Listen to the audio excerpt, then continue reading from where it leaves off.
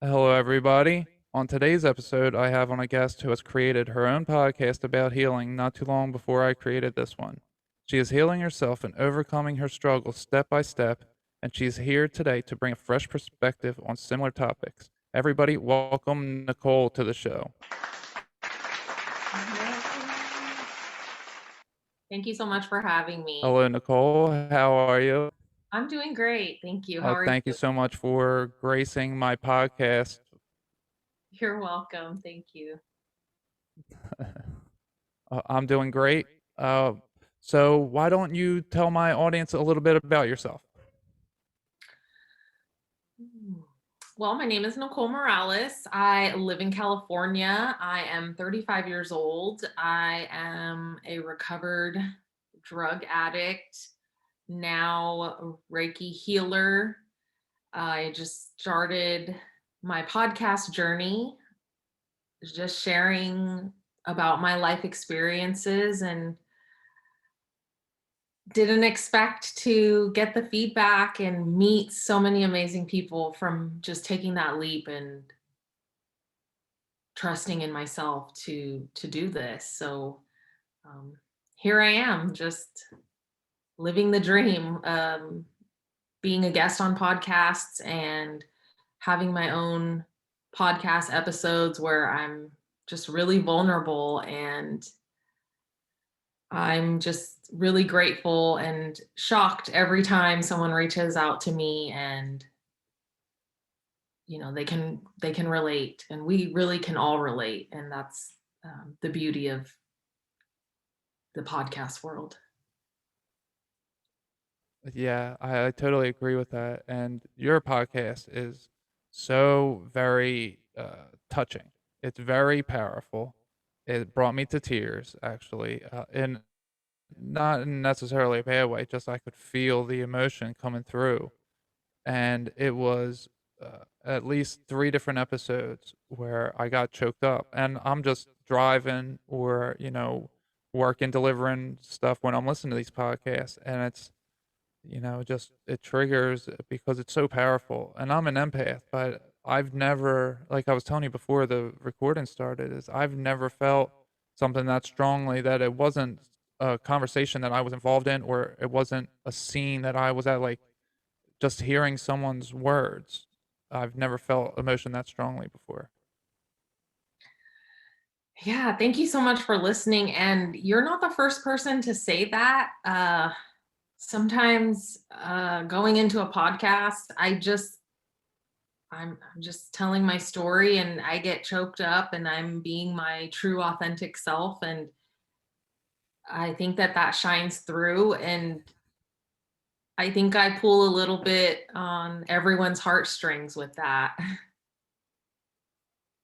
I will say for sure that it's the authenticity that has drawn me to you. It's I can see that anymore.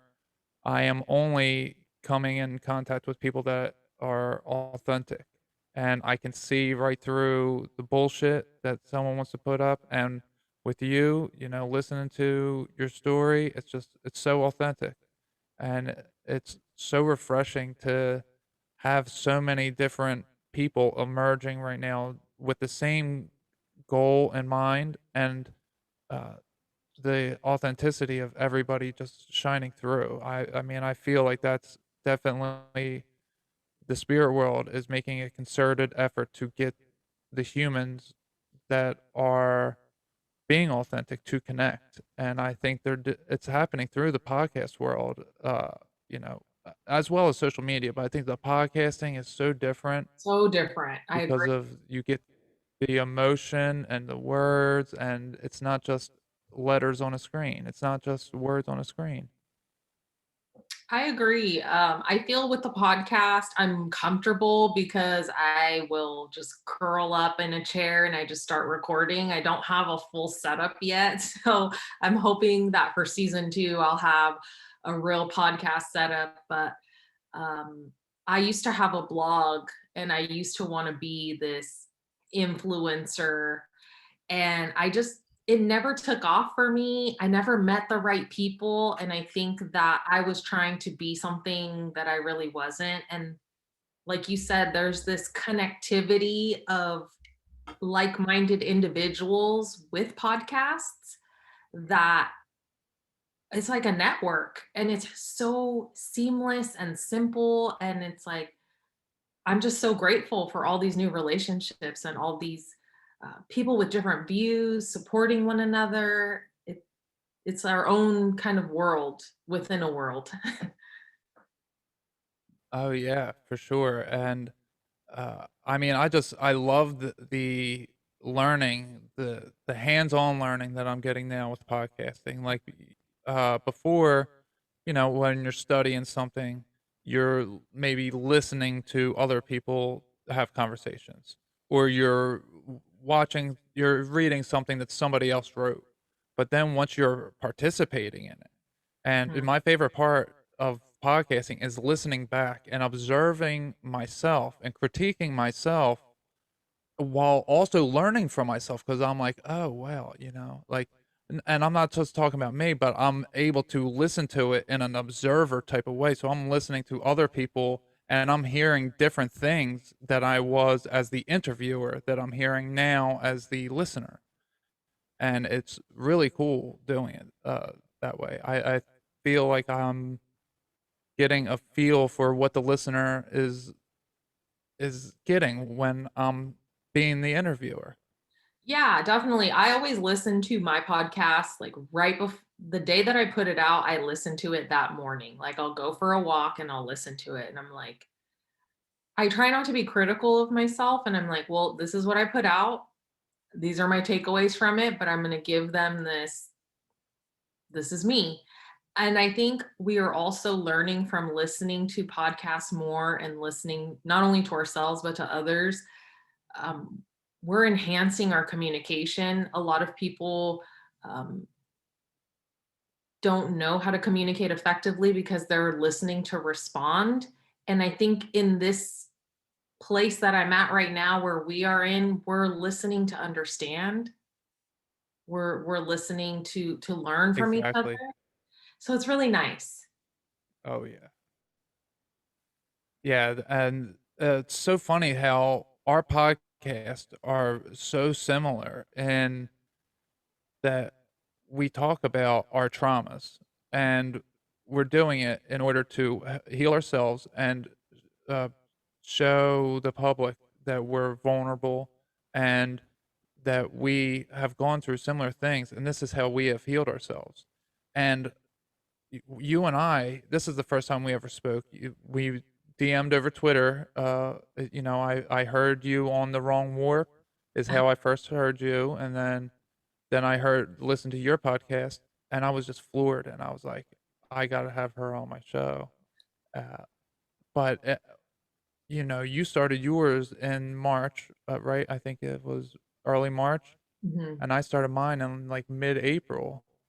And I didn't know anything about you at all back in when I started my podcast. And it's just amazing how you and I both had the same idea and we tackled it or started to around the same time. And I feel that it's just happening not just with you and I, but I'm seeing that with so many different people that I've been connecting with so far. It's like I'm being drawn to all these people who were starting to do the same types of things. Yeah, we're being drawn to each other, and it's like we're in the same timeline is Yeah. what I feel. Yeah. Yeah, I like to think of it that everybody here is a experiencer, and there's certain people here who are experiencers and admins, and I think that the admins are, finally had enough of, "Okay, let's have a meeting. We gotta change the way that this realm is running." Yeah. We let it get out of control, and I Mhm. feel like that's kind of what we're doing with all this podcasting. That's funny you say that. I had a conversation with my boyfriend earlier, and he was like, "Why is everybody doing podcasts?" And I'm like, "Think about it. You listen to podcasts. People don't want to watch mainstream nonsense. They don't want to watch the news. They don't want to watch people who aren't being their true, authentic selves. People are looking for connection. Mhm. And they're trying and I think a lot of people are in the process of awakening or self-discovery, and so they're listening to people and they're making those connections.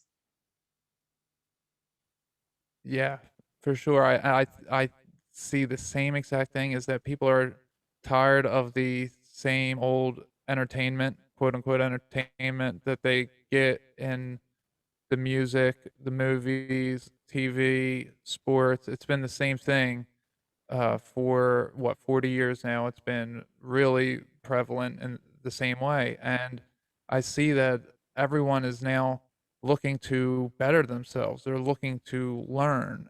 Uh, they're looking for content that is going to help them in their life, and everyone's realizing like Hollywood ain't helping me. Like sometimes, I'll throw on a TV show or something for 20 minutes, but I mean, it's super rare anymore. But I don't see the normal everyday person watching TV. Even my parents, my dad he'll watch sports. He still watches sports big time, but that's it. He doesn't watch anything else. And my mom's like, he just sits there with his eyes closed with the TV off. I'm like, yeah, that's what I do. It's called meditation. You Yeah, know, like he's just doing it his own little way. yeah, my boyfriend and I, Everyone's looking to better themselves. yeah, we'll just sit and talk instead of having the TV on. Well, how was your day? How are you feeling? We're looking for Mhm. something more real than being lost in a show that's not giving us any substance per se. Right, yeah, my girlfriend and we try to stay very present. We're with each other, like, all the time. We're always doing stuff together, and, even with the podcast, she's helping me out with the podcast. She's been on a few episodes. We're gonna interview a couple. The 2 of us are gonna interview at least 1 couple. We're hoping to do several couples. Maybe we can get you and your boyfriend, Yeah, that would be on at so some point. cool. Yeah, because we wanna do, uh I don't know if you heard the episode I put out today, but it was called Healing Together. And it's funny, your podcast is called Healing with Nicole. And Mhm. then the episode I put out earlier was called Healing Together. Now I'm interviewing you. Yeah, that's so uh, cool. so it's the synchronicities that happen, But because her and we were just talking about how we are healing each other's relationship traumas through each other. The same type of issues that we had in the past pop up, but then we recognize it and we react differently and we observe our behavior and then we stop the behavior and then we heal because we are taking back control of our lives. I like to say that we get stuck in these insanity patterns Yes. where we're doing the same thing over and over and expecting things to change. But to get out of that, you just have to change your behavior. And first, to know that you have to change your behavior, you have to become aware that your behavior needs to be changed. Recognizing, yes. Yeah. Absolutely. So yeah, so that's what we're doing with the interviewing couples. We want to talk to people like that. What is it like being in a relationship with someone who is spiritually awake, is present in your relationship? Those types of things. So we're looking forward to our first tag team interview this weekend. Oh, nice. And there needs to be more of those conversations, um, regarding relationships and how you're working on yourself, and then as a couple, as a unit, working together to work through things and better understand each other.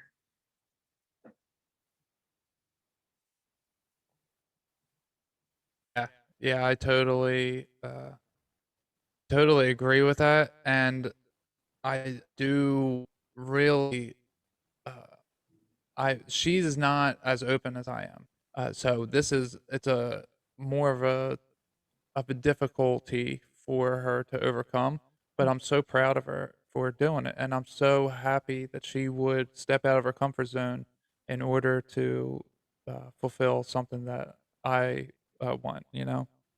It's very selfless, and and I'm very loved by her, and, she does it because she's yeah, we like each other. And I was telling you how she's having her own business now. Well, she's had it for 7 years, but she's doing it full time. She's leaving her job, her last day's tomorrow.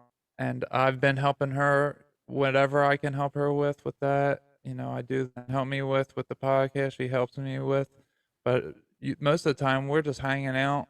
We're present, like you said. We're talking about how we're feeling. We're talking about our day.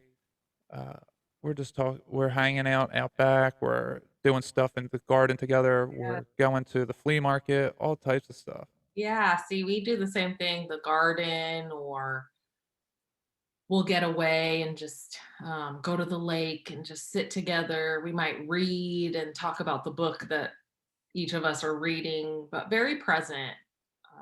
I think that a lot of relationships are superficial and they don't have that connection. But I think that there are people who are seeking that connection and they want a real bond. So, I always look at relationships as a partnership. I'm here for you, you're here for me. When you need my help, I'm here to help you, and vice versa. It's a balance. Yeah, for sure. And it's not when you're in a relationship that it's not balanced, that's when the issues happen. Because somebody isn't, there's a disconnect because somebody is expecting something or somebody isn't expecting something and the wrong thing happens. It's Mhm. you're either expecting it and it doesn't happen, or you don't expect something and it does happen, and it's like in a negative way. And it's something that devastates people, and you can't. There's certain things that you can't come back from, and it's when you're not being present, it's very easy to fall into something that you can't come back from. I agree. And coincidentally, I saw on Twitter today, I don't know who he was. I think Twitter's interesting because sometimes you'll get things that pop up and you're not following that person. But there was a man who Right. had tweeted that he ended his relationship and ended his engagement. So everything ended because, and I found this really, the synchronicity, I guess, of it all is that he said that his now ex-girlfriend had so much unresolved trauma and she wasn't trying to work through it. And he was trying to carry her through all these things, but she didn't want to work through it and that he couldn't take it anymore. She didn't want to meet him halfway. She didn't want to try to work through her issues. And he said, ultimately, I got tired of feeling all of this negative energy and not having things reciprocated. And he's like, and and I don't know why I'm remembering so much of it, but he said a lot of people on Twitter are putting out all these positive tweets about how relationships should be, about how we should love ourselves. And he goes, this is what turned the light on for me to just say, I love you, but we can't be together anymore. It was just very Wow. impactful. Yeah, I mean, it's so true when one person, you can do for somebody else what they won't do for themselves. And I see it with myself. I want to save the world, but the world Mhm. doesn't want me to save it. Correct. And just like little things with being a father to my daughter even, I'm like, I wanna be a little more hands off than I am to allow her to make her own mistakes, to live her own life, but Mhm. it's like, "Come on, I can only do so much to protect you spiritually. You have to recognize the bad behaviors in yourself, and you have to stop it." And I see it when I clean up trash in a parking lot, and then, like, the next day I go to work and somebody threw a whole bag of McDonald's trash in our locked our gated parking lot, with it has barbed wire. We're in the hood, and somebody just tossed their whole thing at McDonald's. It's like, man, I clean up the trash, and that's what happens. And it's like, well, you can try to uh, clean up everyone else's mess, but they have to clean up their own mess. You have to get their attention to get them to prevent making a mess in the first place if you want to do anything. You cleaning up the mess after the fact isn't helping, obviously. Yeah, because they're still gonna be messy. Right, people have to do for themselves. You can't just go around doing for everybody. You'll run yourself crazy because it'll never work that way. I It spent just all won't. of my life doing that, trying to fix, but they're not trying to fix. They just want a solution, but they're not looking for the long-term work. They're not trying to put in the work even. And I was just Right, wearing myself thin, like, "Oh, yeah, let me fix this for you. Let me do this for you." But then they're still doing the same behavior. So they're back needing fixing. And yeah. it's just a lose-lose really because I'm wearing myself thin and they're not learning and they're just staying at that same place. They're not leveling up and I'm not doing them any good by making them feel comfortable in that state. Right, right. I totally agree with that. It's people, there's different layers that we have on us, that we build these traumas. We cover them up over the years. We cover them up, and it takes a little while to get over the behavior, to get the trauma out. There's going to be several incidences that occur until I can shave off all the bullshit to stop the behavior. Like, first you have to recognize that there's an issue. Mhm. Then you have to recognize when you do it in the moment. Then you have to, apologize right away as soon as you recognize. Then you gotta recognize the next time, and you gotta try to be better. So there's a huge process that happens, and it might take you 10 times of the same behavior, even knowing that you have to change it in order for it to not come up any longer. But Correct. when it but when someone knows that they're doing it and they just continue to do it and they don't try changing anything about it, that's where it's okay. This I have to move on. I guess like that guy that you were describing on Twitter was saying, it's like, okay, you're doing it and you don't want to stop it. I don't want to be around this, so the only option I have is to remove myself. You know, it comes down to that, I guess. If if you don't want to better yourself and someone wants you to better yourself, not necessarily wants you to better yourself for them, but for yourself, and then by proxy, it is for them and your relationship together. But Mhm. ultimately, it is for you because you're my partner, and I don't want you to feel this way. And when you feel this way and you react this way, it makes me feel this way, and I really don't want to feel this way. So I can't be putting myself in that situation. So if someone's not willing to better themselves when they need to be bettered in an area, well, that's really hard. That's something that, you might not be able to come back from. Yeah, and that's what I felt. I just felt that so much because he was just so vulnerable in those tweets, and I felt like he really wanted her to do this for her as well as for them, but it was more like she needs to do this for herself. She needs to heal herself. But unfortunately,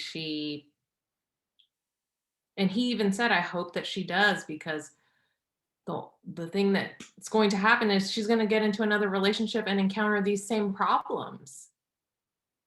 And it's easy to blame another person and say, "Oh, well, And it I'm could dating be worse if it's somebody. who's not that caring or spiritually evolved or emotionally evolved even." Right. Yeah. Yeah, it's tough, but everything in life is a lesson. It is. I'm learning that everybody is living out their life and they're learning their lessons, and some people have to learn the hard way, and some people can learn the first time, and I'm one of those people that needed to learn the hard way. Like, I'm one of those people that you can't tell me shit. I'm Yep. gonna have to experience it.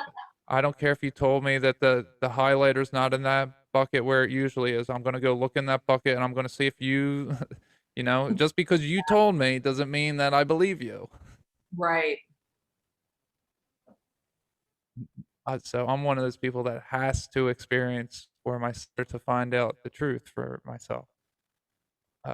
And because of that, I got myself into a lot of difficult situations, into a lot of traumatic situations Me too. because I had to experience. I tried to heal people that didn't want healing, and I clung to the idea of doing that, and just so many different things.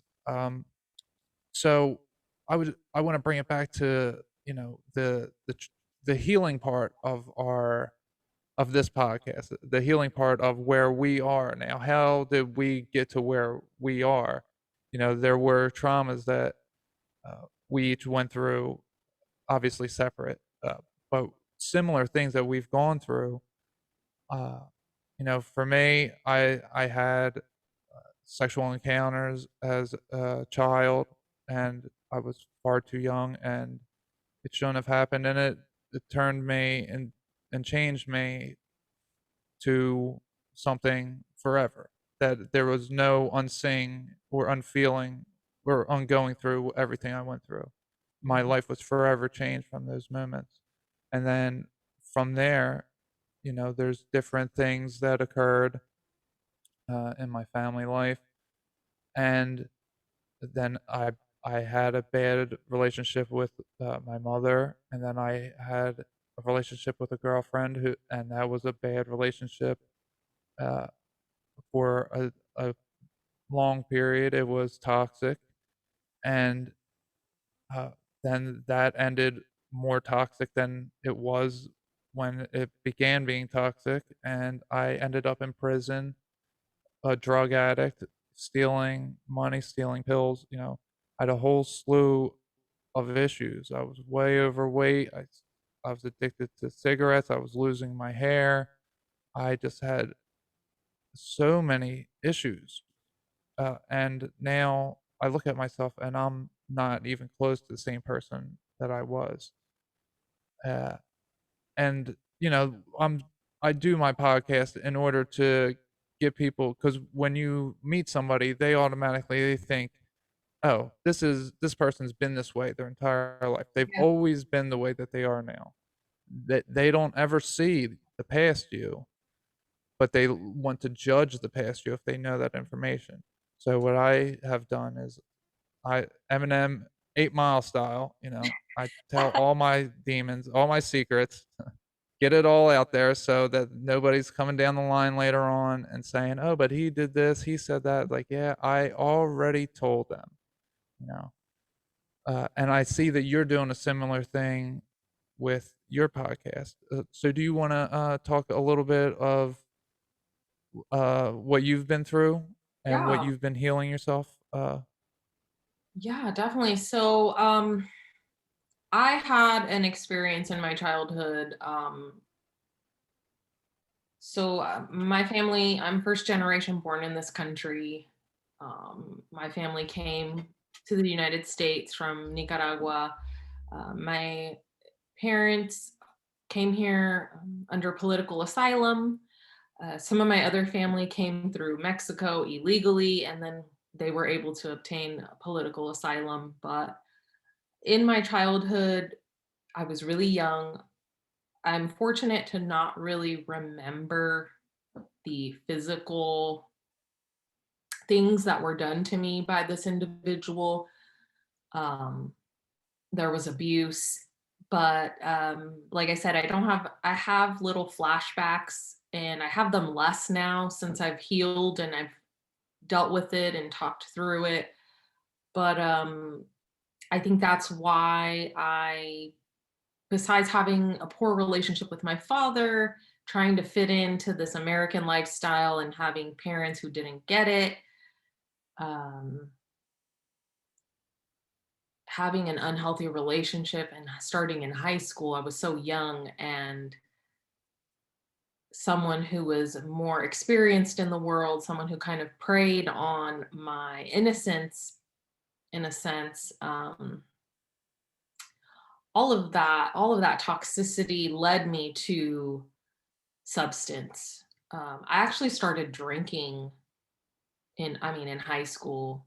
I was drinking in class. I had a water bottle, and I would sit in the back and I would just drink throughout class, and no one knew that. I struggled. I've struggled with a lot of different substances, and anyone who's struggled with addiction knows that if you don't deal with it properly, you're just looking for the next quick fix. For me, cocaine was my drug that I don't know, it lit me up in this sort of way. I felt unstoppable. I felt untouchable. I didn't care that I was mean to people. I was in my own world. Um, but also, it took me down a really dark path. I lost people to overdose. I overdosed myself at one point. People went to prison. People that I knew. I was selling to support my habit, um, and then I decided to get sober from cocaine. But I was still smoking 2 packs a day of cigarettes. I was trying this, what's the next thing that I can get addicted to. I struggled with alcohol for a long time. You're constantly trying to fill this void with something because you can't get it from anyone, and I was attracting the wrong people. I was trying to fix people, and I it took a lot of work. It took a lot of wake up calls. I joke, but I people call me a cat. I've called myself a cat because there's been a lot of times where I shouldn't have lived. I shouldn't have survived. How did I make it out alive? And that moment when I decided to heal myself, it was not easy. And like you mentioned, people meet me now or they hear my podcast, or people that have known me for a few years and they're like, oh my gosh, you're so put together. I never thought that you were. And I'm like, what, binging on an 8 ball and drinking 151 out of the bottle? Like I was at a place where I felt a lot of shame. Um, and I carried that weight. And I don't know if you can relate to that. You feel this guilt because of the Mhm. actions. Um, but it's not to make excuses for myself. I had to steal too at some point. I was rigging ATMs, trying to trick the ATM to give me more cash because I was just trying to get that next fix. I was at that low point. Um, and even in some of my lowest points, I've had people offer me money for sex, and I never did that, but it was just like, whoa, we're at a really low point right now. um People offered to give me a job as a dancer. Not that there's anything wrong with that, but these people weren't good people. I definitely would have been in some horrible situations, but I don't know. I think that doing this podcast, my first episode, I talk about my drug addiction. I truly felt a weight lifted off of me after recording that, because I've always said to myself, my self talk in my mind, oh, you're a piece of shit because you were a drug addict. You were a piece of shit because of this. Like, I had that loop in my mind for a really long time. And it took therapy. It took a lot of tears. It's a lot of, hey, there were some things that happened to you. And I always talk to my inner child, like little Nicole didn't know that that was bad. Little Nicole didn't have control over those horrible things, and being kind to myself and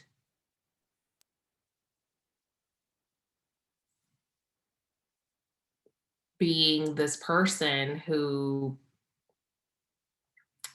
just worked through it, just being kind, facing it all has gotten me to that point. Um, it's a lot of trauma. I mean, there's still trauma that I need to. Hey, are you I'm sorry. Oh, it kicked me off completely, Yeah, and your video's off now. Okay, you're back. I'm back. It was gone, 30 seconds to 60 seconds. It was I guess gone. your end didn't do anything. It must be my computer. Yeah, it kept It recording on my end, so I just kept talking. yeah. But this is the second time that this. Okay, well, it's probably on the recording now. This has Yeah, happened. it's super weird. Maybe it's your energy. Maybe. Sorry.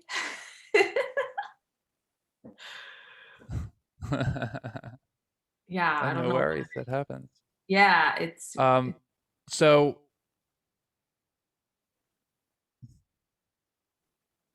no, go ahead. but yeah, I mean, the the podcast is just me talking about the traumas because it's hard for me. It's always been hard for me to feel understood. Um, even in my childhood, in I don't know, I've always felt really lonely or just people don't get me. But the podcast has brought a lot of people, just gravitated people to me. And so I feel this sense of community and um, people reaching out and saying, hey, I was a drug addict too. I got arrested, or I was in a bad relationship. Uh, I know I've had an outpour of men tell me things and be supportive and express themselves. And I never thought that this would come from my story. And I'm extremely hard on myself, and from from thinking that I'm this total fuck up in life to now facilitating abundance groups and set Reiki sessions and just even talking to people. It's people think that healing is something that happens that, you snap your fingers and you're healed. And that's not the case. Mhm. I've had so much trauma, so much abuse, verbal abuse, mental abuse, physical abuse happened to me.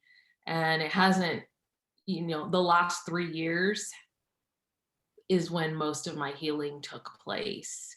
But it was because I needed to say, hey, I'm a good person. I don't deserve these things. I deserve love. I deserve respect. Just because I made bad choices doesn't mean that I don't deserve a good life. Doesn't mean that I can't change. And I'm a huge believer in you're one step away from a totally different life. You can make a change to be better. I know I have friends who have been, they went to prison because they made a mistake. People make mistakes. But I think society makes you believe that you can't bounce back from that, or they try to hold you in this labeled group. But if you want to be better, you can be better. And I'm still trying to be better. I think that that's the key is that we're always trying to be better, and that's how we got to where we are now from where we started. Now you've been through a lot. Do your parents did they speak English when they first came over here? No, none of my family. And how many years were they here before you were born? So my parents came, they were in New York in 1982, so 3 years later. So my dad learned English while my mom worked.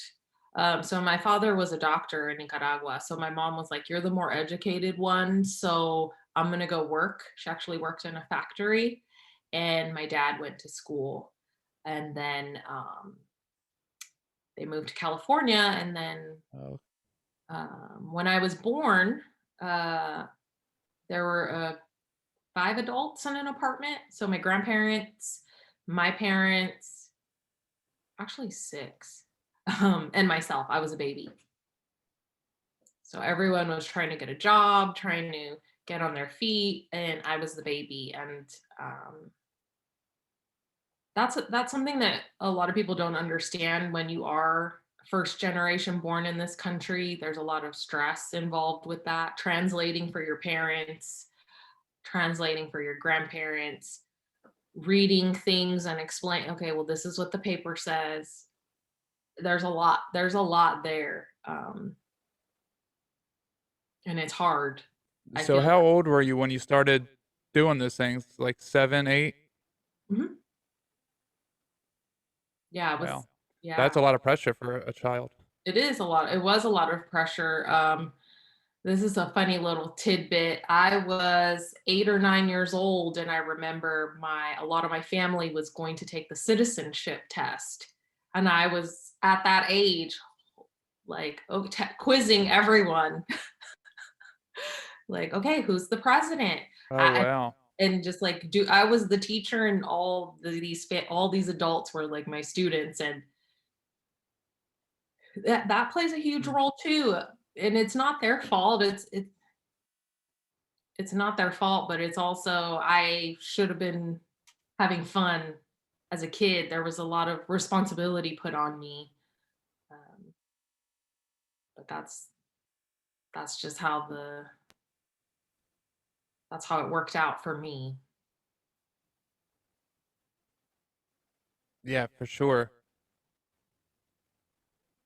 Yeah, it definitely seems like, for a little kid, you know, to be having to do work because translator is a job that people have, and Mhm. that's a skilled job that pays pretty well, and for a small child to be having to do all that, that's a tough task, and that's something that um, someone might blow off as like, oh, that was just part of my life, and not never make the connection that that's a trauma. Mhm. Uh, and it's not a huge trauma, on the grand scale of things. It might not be the worst thing that could happen to you, but it still takes away from you being able to grow and learn in a fresh sense that you have to be teacher, and it's probably some foreshadowing for later in life with this, what's happening now with the spiritual stuff that you're doing. You're teaching people who have been, maybe they're older than you, and you're teaching them, and you're this person who's, back then you were only 8 or 9, you were just starting how to read, and now, you've been doing it for maybe only a couple of years, but you pick it up quickly and you're able to teach people who have been in that type of field longer than you. So, I see that it's some foreshadowing for you, Yeah, and I see that God works that way with most of us. definitely. And I feel like that experience from my childhood also made me want to help people, and maybe too much even. But even with my jobs, and I tell people no job is lesser or greater because we all contribute. But I've always had jobs. I I've always had jobs where I'm helping others or translating or communicating. I try to find jobs where my bilingual skills are helpful because I just want to help. I guess it did foreshadow into my life in that way and probably more into the future as well.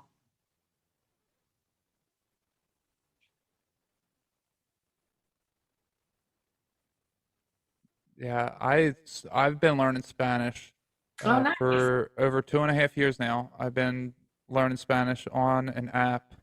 Yeah, all by myself. I've been doing it. And about what 9 months ago, I got a job delivering because I moved down to Savannah Mhm, from Philly, and I got a job delivering for a Mexican company, Mexican restaurant supplies, or uh, mhm.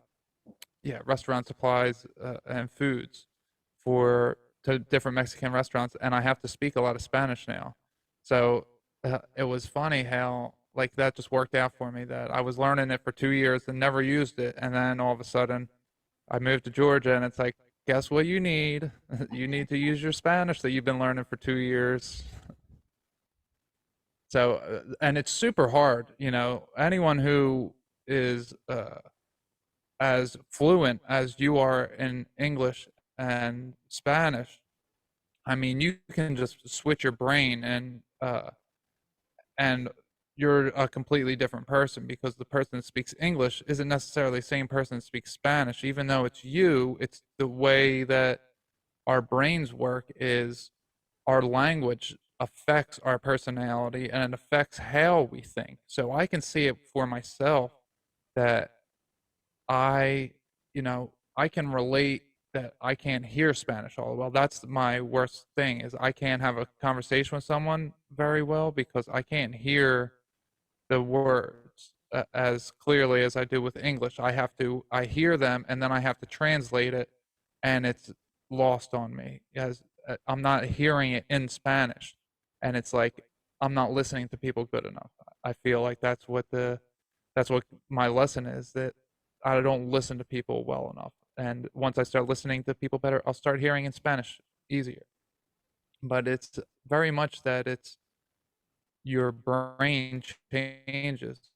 So someone who can just speak, from one language to another, your brain is connecting in so many different intricate ways. And I mean, I see someone who like masters like 6 languages, and I see that is basically the same as someone who has 2 languages. It's just you already know the principles of turning off your brain, so you can learn any language once you have multiple.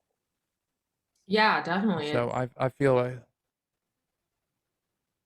yeah, it's just it's a really cool thing that learning, being able to speak 2 different languages, and I love surprising people because I'm super white. So when people see me and all the Mexican, there'll be Mexican like kids like 18, like from 14 to 18, and I start speaking, and they look at me and they start laughing. They're like having a good old time. They're like, what? And I can understand a little bit of what they're saying, but they're speaking to each other quickly, but they're talking about me, and they're like, he doesn't sound like he should be, or he doesn't look like he should sound that way. Because Mhm. I do a pretty, I have a pretty good feel for how to speak the language. So it's funny. I like surprising people like that. And they also appreciate it too. They Yeah. enjoy that. Yeah. Yeah, I try to speak Spanish as much as I can, but some days I'm just like, my brain's heavy and I'm just like, man, I can't do it today. I'm just speaking in English. I worked at a call center and I would take calls in Spanish, but then I had to type in English in the system. And they wanted us to talk and type so we Mm. could take more calls. And I remember that job, I would be so tired by the end of the day. I didn't want to even speak English, Spanish, nothing. I was just mute for the rest of the day. Yeah, I could see that that could wear on you quickly. Um, yeah, For sure. so you were meant uh sorry, I didn't mean to cut you off, but you mentioned the relationship uh, that you had, and I just want to say for me that I kind of so when I heard your episode, I didn't even mention I was an addict. You know, when I was going through all my stuff, I was an addict for 10 years. So I completely forgot that because I'm not an addict anymore. I forget that sometimes that I was an addict for so long. But so the way that you described how uh, the older boy came to you and kind of took your innocence away a little bit in a sense. I feel like I kind of did that to uh, my ex, who my daughter's mom, not in the same manner, but in a similar sense. I was only a year older than her when we met, but I was damaged. I had these already things that built up to me, to go from what, like 7 years old to 16 years old. There was a lot of things that happened in that life, Yeah. in that time. And it shaped me into this person that wasn't so good. So when I got to see this beautiful girl and I was like, oh, it was love at first sight basically. Like we were attracted to each other and I think that we probably are soulmates on some level. Uh, because we were so everything just worked out so well for the first like 2 years, maybe 3 years, so at least two and a half. I mean, we were like the same person kind of. And my daughter, she was perfect when she was born. And, you don't get a, a person born as perfect as my daughter was. And I don't mean just in looks, just with everything that she did. She was just like a complete person, being born like a complete person. And you don't Mhm. get that if it's not two people who love each other that are the parents and that they have some kind of connection, Right. so there was something there, but I was already very damaged, and I helped lead her way. She went way, further than I did, and it was kind of me who showed her that type of lifestyle because I was already living a certain type of lifestyle, and she was introduced to it through me.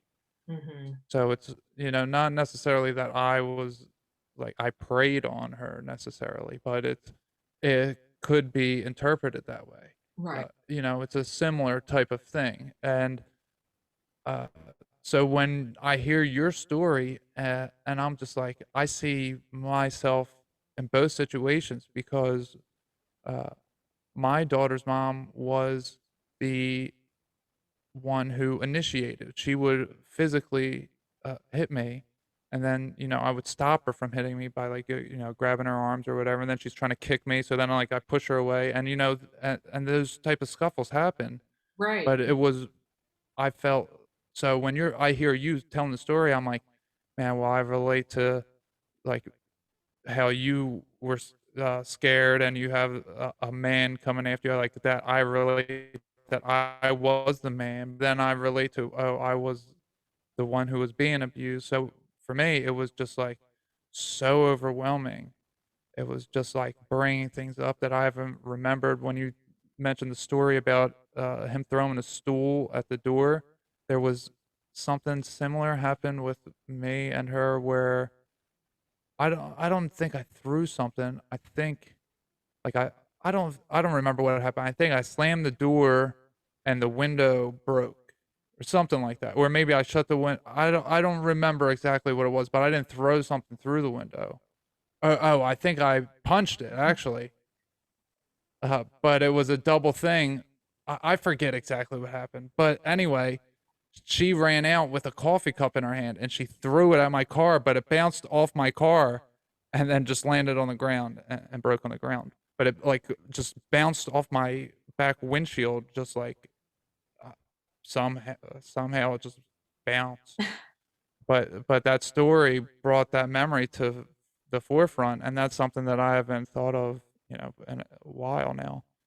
So when you're telling that story, it was well, from an entertainment standpoint, it was an exhilarating story, and the way you tell it is very, very, very, entertaining, but it's not meant to be an entertaining thing, but, it was, like, on the seat of my pants, I felt that I was listening to the story because I'm relating to so many different things in it, and it's, how do you heal from something like that? So, we've talked about our trauma, so how do you heal from that type of situation?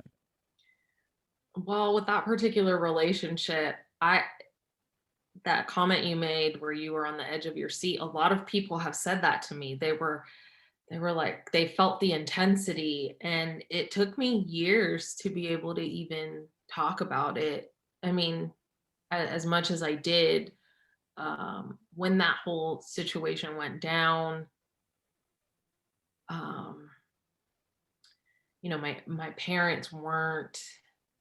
They thought it was my fault. They thought that I was entertaining him, so this is why this happened to me. So that hurt as well. And after that happened, and you know, the filing of the restraining order and all of that, I ended up going to see a therapist because I had nowhere to go. Um, and I had to stay in that same house.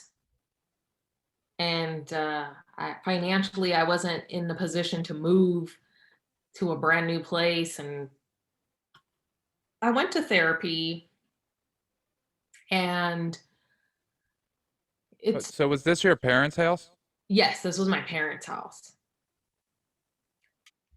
And so what Okay. the dynamic with that was is that my parents work in another city, and so I was just kind of living there, and they had another place, but I was at their house. So um Oh, okay, so they didn't live there, so you were there by I was yourself. there by myself, and I had nowhere really to go. Okay. And I felt a lot of guilt because I had stayed with a cousin. One of my cousins was like, well, you can stay at my house. Well, then other family members who had found out about what had happened were like, well, why are you going to have her at your house? He's just going to come and terrorize her at your house. And so I kind of was like, you know what? F it. I'm just gonna stay. If he's gonna come back, he's gonna come back. And I went to therapy, and I had a therapist during that time, but I didn't really connect with that therapist. But he did say something to me. He was like, "You have PTSD. This was a very traumatic experience." And I was like, "Yeah, I guess." I now looking back, definitely it was a traumatic experience, and I wouldn't wish that upon anyone. Um, and to be honest, I went to that therapy, and he was like, "You have PTSD. I can give you something for your anxiety. I can give you something for your." Now, mind you, that whole situation had happened, and I had just stopped doing cocaine. I had just stopped doing opioids. Maybe, not a lot of time had passed, maybe a year, if that. So I didn't want to start taking pills again because I'm going to start abusing them again. Um, So I stopped seeing this therapist, and I just every night I was like, I hope he doesn't come. I hope he isn't doing anything to me. And I just continued living my life. I honestly, it's almost like I swept it under the rug for a period of time. And it was only maybe a few years ago that I actually found a therapist who I really liked, who was able to work with me and really help me heal that trauma. But it took a lot of years to get over that. It didn't happen overnight. Um, I blamed myself for a lot of that too. I spent a lot of time blaming myself. It's my fault that he did this. It's my fault that this happened. But it wasn't my fault. It definitely was.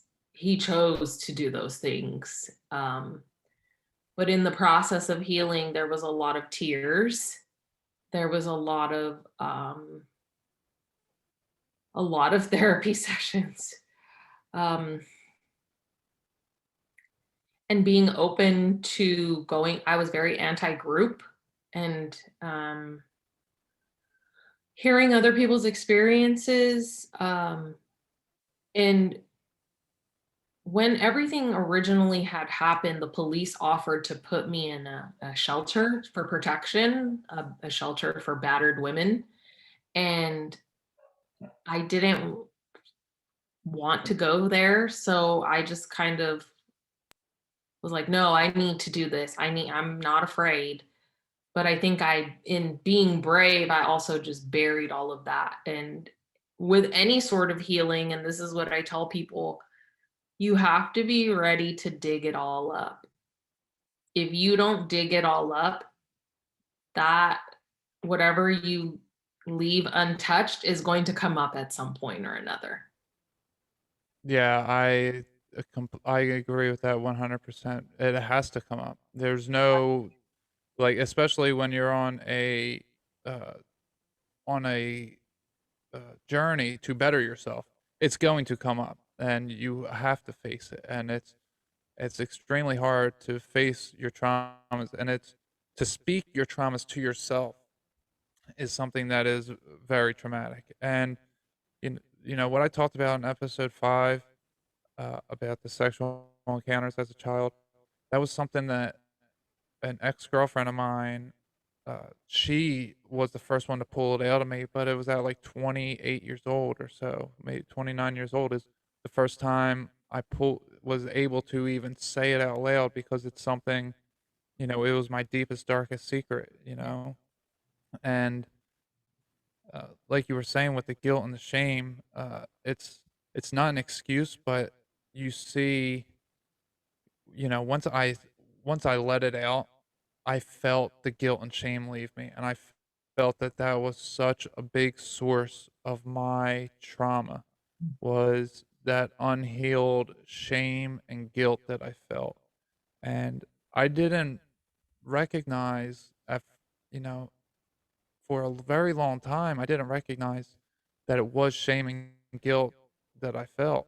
Mhm. It was actually, I was listening to a song, uh, Holvey, he's a rapper, a Christian rapper, and he had a song, it's called "Nothing Without Jesus," and, like, half of the song is just people calling him and leaving recordings of what Jesus helped save them from, and the first guy on there, he says, uh, "I had a babysitter who sexually, molested me, and I carried around that shame and guilt," and that once he said that, I was like, "Oh my god." It's like, I have shame and guilt from that, and I was like, "I gotta talk about it," and I did on the podcast. I actually recorded episodes 4 and 5 in the same day, in the same night, Oh, uh, wow. be because I started in episode 4, I started leading on to it, and then it was on top of mind, and I was like, "I can't go to sleep. I gotta go do this right now." My girlfriend was up in, Pennsylvania because, uh, her aunt's husband had passed, and she went up, like, 2 days before to be with her aunt, and I was just like, it was like a midnight or something, and I was like, "I'm going out there," and I'm never up that late, and I was like, I can't just sit on this, I have to get it out," and once I did, it was just like, oh, like, hallelujah, like I'm free.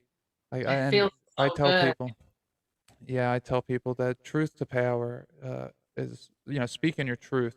Whenever I say the term truth to power, I say it often, but some people don't know it as truth to power is just speaking the truth.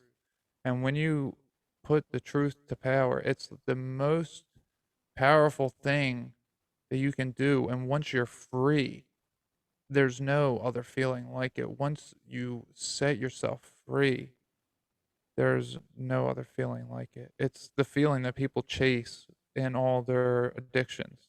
Correct. It was, it's you're trying to escape everything because nothing feels as good as the love from God. But once you set yourself free from shame and guilt and anger and all the just, all of those low vibrational emotions and attachments and thoughts and energies, once you detach yourself from them, once you free yourself from them by speaking them, there's seriously, there's not another emotion that I can describe than other than saying free. Yeah. It's very freeing. Freeing, you feel like this weight. I felt for me, this weight was just lifted off of me. I saw my parents don't even know that I have a podcast. They don't listen to podcasts, but and they don't get it. But my mom has said something to me since I started recording. She said, "You seem bigger." And I'm like, what do you mean? Like I'm fat or something? Like joking with her. And she's like, no, she's like, you look like you're standing taller and bigger. And I feel like when I was not healing, I was trying to make myself smaller. Mm, I was trying to mm. hide. And now I want to be seen. Wow, that's amazing. Yeah, I could definitely understand what your mom was saying and then what you were saying I relate to because I was getting in meditations that when you see a wicked old witch or something, they're always like curled down in front and like their Yeah. whole face is curling in. And I was getting that. It's like evil things are curling up always. It's like they're binding you, and it's when you set them free, you uncurl them. That's what I was getting that entire week that I started letting all this out was that I'm uncurling myself. So when you say you got bigger, it's like you were, and then you say you were trying to make yourself smaller, like you were curling up to Mhm. make yourself smaller, and then you freed yourself, and now you're bigger. So that's very cool that your mom recognized it too. Is she that's all she could that's the only way she could articulate it to me, and I was like, "Huh, cool. All right." But I knew what she was talking about because I see it in myself, and I don't know if you can relate to this, but I don't have a lot of pictures from that period in my life. I've gotten rid of them, I've deleted them.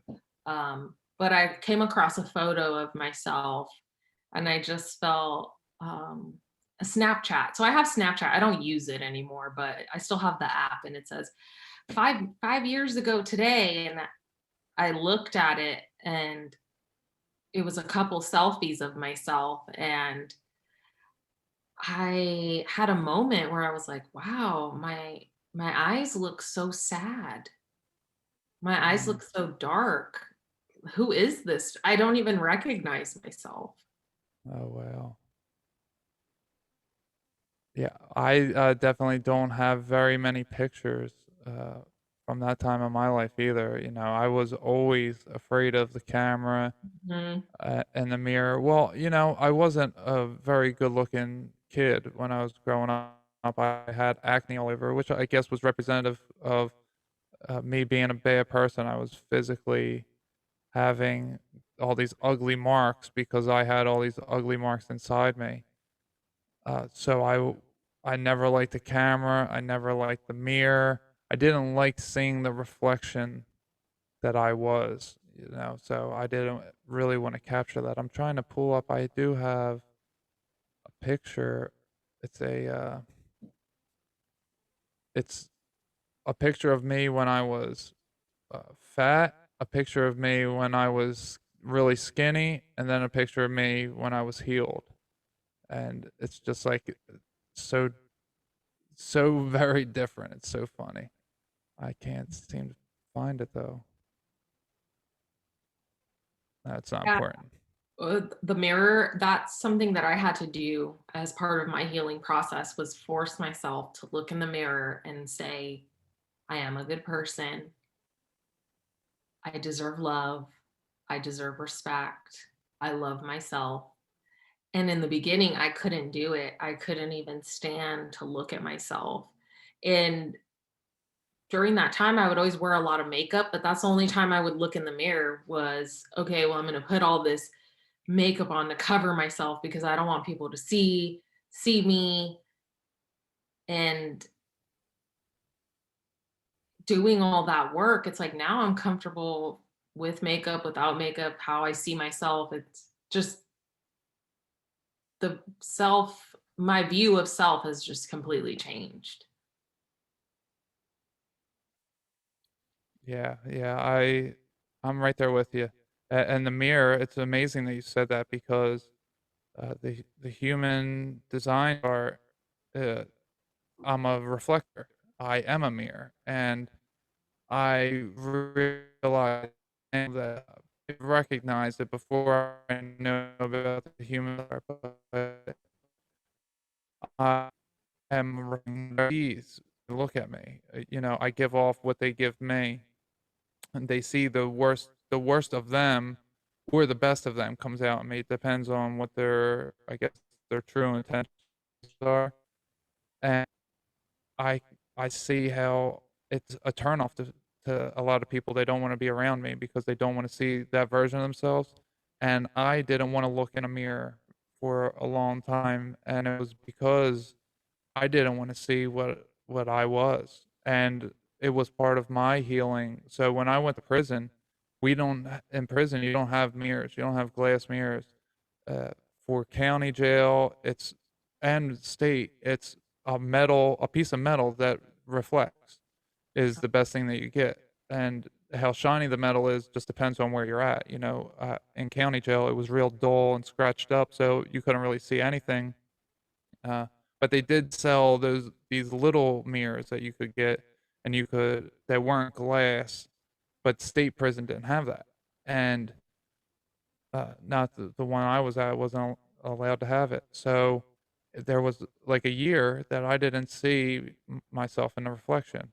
And then when I got to the rehab, the first place I got to after jail, and I went to the bathroom, and I looked at myself in the mirror.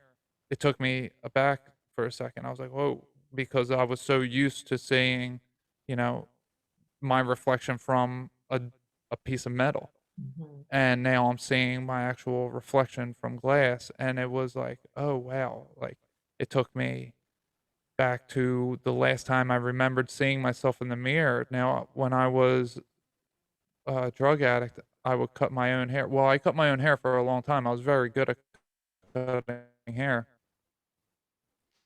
uh, and cut my hair and do shape ups, but it would take, like, 45 minutes to an hour to do a shape up, and I would always my vision would be all fucked up after because I have to, like, sit there and constantly look, and it was I mean, I did it good, but it it would mess up my eyes.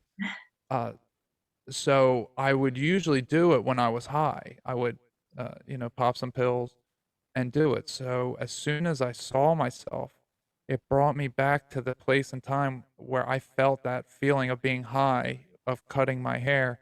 And I realized that I had to face myself to get rid of that. I had to really look at myself in the mirror.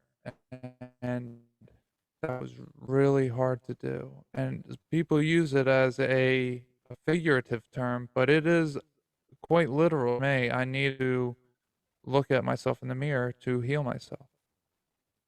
Absolutely. So Yeah. when you say that, I don't think that that's something that's very common in people knowing that having to look in the mirror to face yourself, to look at yourself. I think that a lot of addicts could start to heal themselves if they were to do that.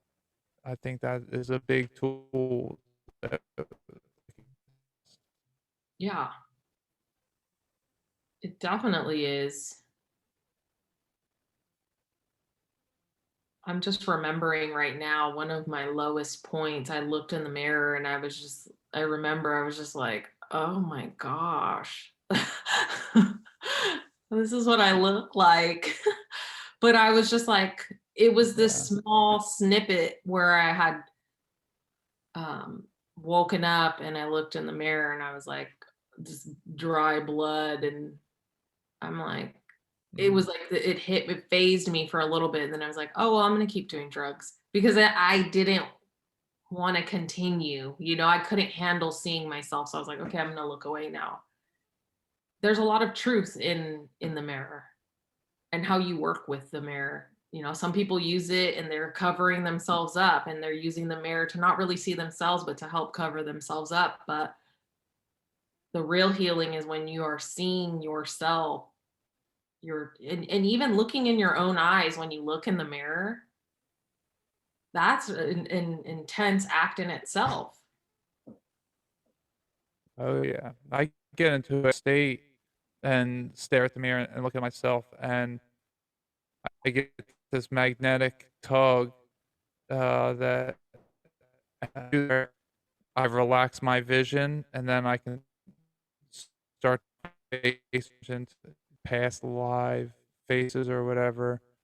Sometimes, or other times, it'll be just weird, activative, third eye type stuff. But Mhm. it's when you stare at your own eyes in the mirror, like you were saying, it does something to you. Maybe it doesn't do something to everybody, but it does something to me, and a, it's a very difficult thing to do if you have issues, unresolved issues. Yeah, It's hard to look at yourself in the mirror. it is.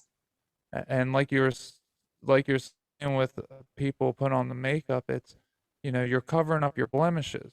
You know, people want to say that's a pimple. It's like, well, what does that pimple relate to? That's a blemish that is showing through on your skin. What did you do in order to enact that pimple to be there? That correlates to some action that you did. If I get a pimple on my beard, it's like it trying to come out, you know, I try to relate it that way. Like maybe there's some hidden action that I'm doing that is coming to the surface now. Like that's how I see a blemish. I don't see it as, oh, it's a pimple. I need to put some cream on it and it'll go away. Like, yeah, that's true. But putting the cream on it is just a symbolic act for, maybe I'm meditating away the energy. It's like a surface level. There's more in-depth um to it. Your body's Right. communicating. It's Maybe like you need to drink what more water. created it. Yeah, um there's an esthetician that I know that she works with people who have really bad acne. And she said a lot of it in her job. Yeah, she's like, I'm giving them facials, but I'm talking to them and we're talking about what they eat and we're talking about their life. And she says a lot of these individuals also have a lot of healing that they're doing. And that's why their skin goes through. I mean, if you saw my skin when I was a drug addict and when I was just, my skin was terrible, just absolutely just dull, Mine too. terrible. Just like I would cover it with so much makeup because of just, I mean, I was surviving on Red Bulls, which is not good. But there's more to it. But I think, society and what they want you to do is like, oh, cover it up, or oh, just get it lasered off, or whatever you do without. Well, they yeah, they make you feel like there's something wrong with you for having it and that you should be perfect. And what the fuck is wrong with you that you're not perfect? Right. Get that. Well, you got a pimple and you're gonna walk around with a pimple. You better get that lasered off. Go spend a few grand to make sure you never get another pimple again. Mhm. And but then you're still going to because you know, it's just it's so fake. Society is so fake, and it's I think it's all falling down now. Everyone's seeing through the veil. Everyone's not everyone, but uh, Good it's amount. gaining momentum. The authenticity movement is gaining momentum in a big way. It definitely is. And I'm someone who, before doing the podcast, I got the podcast going. I want to do YouTube content. And one of the main things that frightens me is, well, do I need to get all these lights? Do I need to like shellac on all this makeup? Do I need to make myself look perfect? Because that's what some people on YouTube do, you get caught in it yourself. And I'm like, if I do YouTube, which I do want to put out content, it's going to be I'm not going to be buying like clothes to look cool. I'm going to wear things that I like, and I'm going to show hey, this is me. Take it or leave it. But people they're like, no, I have to do this and I have to do this because so and so's doing this. And it's like, why not just be you? I feel like me Right. embracing That's what myself, works for you. yeah, me embracing myself at 35 years old has brought so many wonderful people who are also being their authentic and true self. And I don't feel like I have to be someone else or act different. I can just be me. And there's just something so nice about that. Well, yeah, that is so beautiful, to be you. And that brings me to another one of your episodes when you were being a caretaker for your grandmother, and she got cancer, and you related it to she was taking on everyone else's shit, and you said, "I'm not going to do that to myself." And I commend you for that because uh, a lot of people uh, want to say things such that someone that's home, like if someone has cancer, they'll be like, "Oh, well, I wouldn't get radiology." I would tell if it was my mom, I'd tell them not to get chemo or whatever. When someone's not in the situation, they're going to say what they would do. Everyone has an opinion, but when Right. it's someone close to home, they're very afraid of saying that same opinion. They're like, "Oh, now going through that and you recognizing that it was probably the negative energy that everyone was feeding her. And you're like, "No, I don't want that. I want to be me. I don't need your guys' stuff. I have a lot of trauma." When you're a caretaker of your grandparents, which I was helping, but my girlfriend, my daughter's mom, was my grandmother's caretaker. So when you're telling all those stories, that was literally her job was to take my mother. And when you're telling those stories, it brought me back to when I was helping or when she was helping. And again, just so many things that I haven't thought of and so many things that I'm thinking of for the first time in this manner came up when you're talking about that. So can you talk about a little bit how you healed yourself after the traumas that occurred while you were the caretaker, but can you talk about how you healed yourself and how you recognize that you didn't want death happen to you uh, that happened to your grandmother? Yeah. Can you talk about how you were able to separate that a little bit? So, my grandma was diagnosed with pancreatic cancer. That was just a huge trauma for me because she was my everything. And the diagnosis wasn't good. Um, and it's very traumatic taking care of someone, going to a hospital, listening to the machines beep, seeing her get injections, the chemo, the radiation, just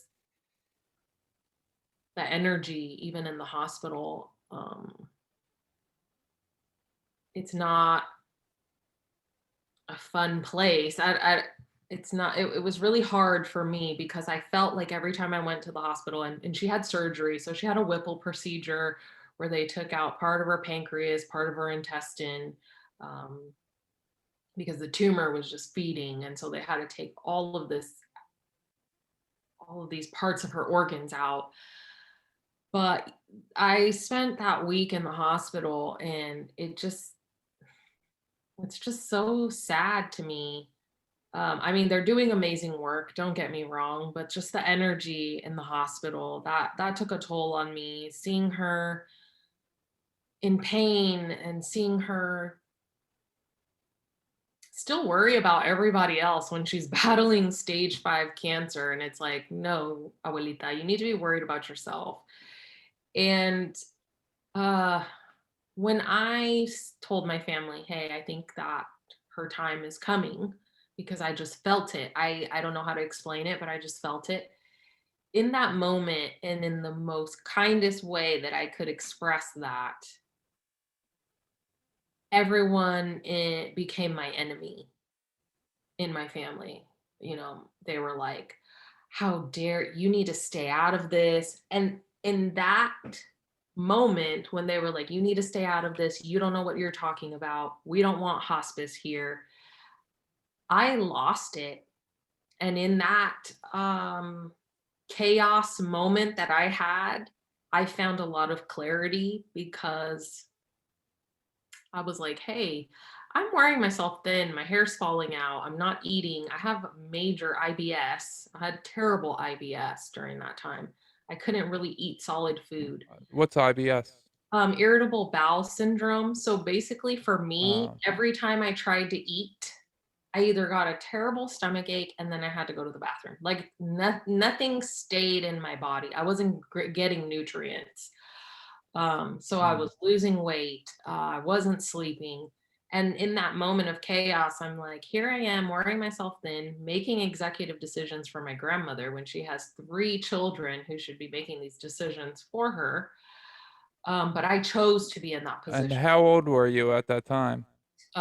So this was, she passed away in 2018. So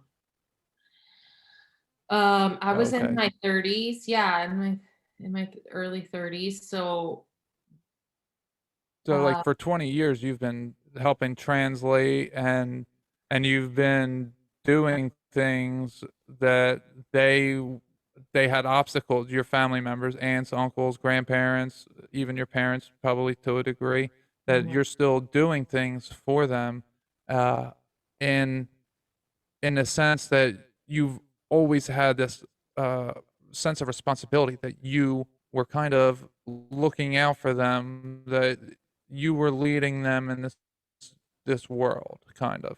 And right. now and you're still doing that with your grandmother and very intensely going through all the different processes and being your grandmother's main caretaker. And now your family is just shitting on you. And it's for you, to be able to take that as a life lesson as I I know I don't want this and I'm going to have to remove myself from the situation in order to heal myself.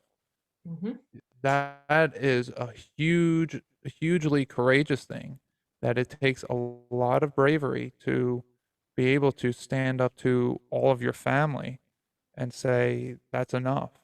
I would do it again because I love my grandmother so much and she was everything to me. But in that moment, I realized, wow, my grandmother she raised her children and she raised 3 grandchildren. And so for me, it was like, wow, everyone calls her with their problems. And she would call me and I would talk to her and I would never tell her my problems. I was always keeping it light. I would always tell her my hopes and my dreams and um I want to do this and I want to do this. Like I always shared those intimate goals with her. And she would call me and say, "Oh, your uncle has a problem." And I would take it on and say, "I will help him." And so she would feel, okay, she's gonna fix it. I was her fixer. And even up until when she was dying and her last days, I was still fixing. And then I just got fed up and I literally sent it in a text message. It was a group text. And I said, when she passed, I said, everyone needs to live their own lives. And that, So that was that was the one liner. I was like, it was in Spanish, so a little bit more. I feel like Spanish is more dramatic. for sure. But it was like everyone, I feel like everyone needs to live their own life. Um, and I'm entitled to live my life. I'm entitled to be happy. I was getting my phone, and I talk about that in my podcast episode. My phone would beep, and I was like, my eyes would be wide open, and I would be responding to texts, emails from the doctor, or my grandmother didn't live with me, but I was still constantly, what's going on with her medication? What's this? I'm on phone calls. I had her medical record number memorized. I knew her doctor's names. I had all these things. I'm taking on all these things, and I'm working full time.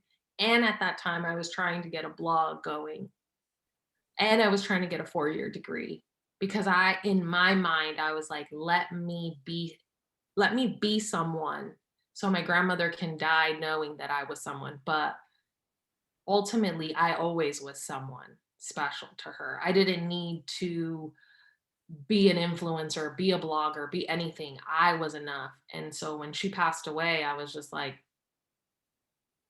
I'm done going to school because I'm not doing it for myself. I'm living my own life.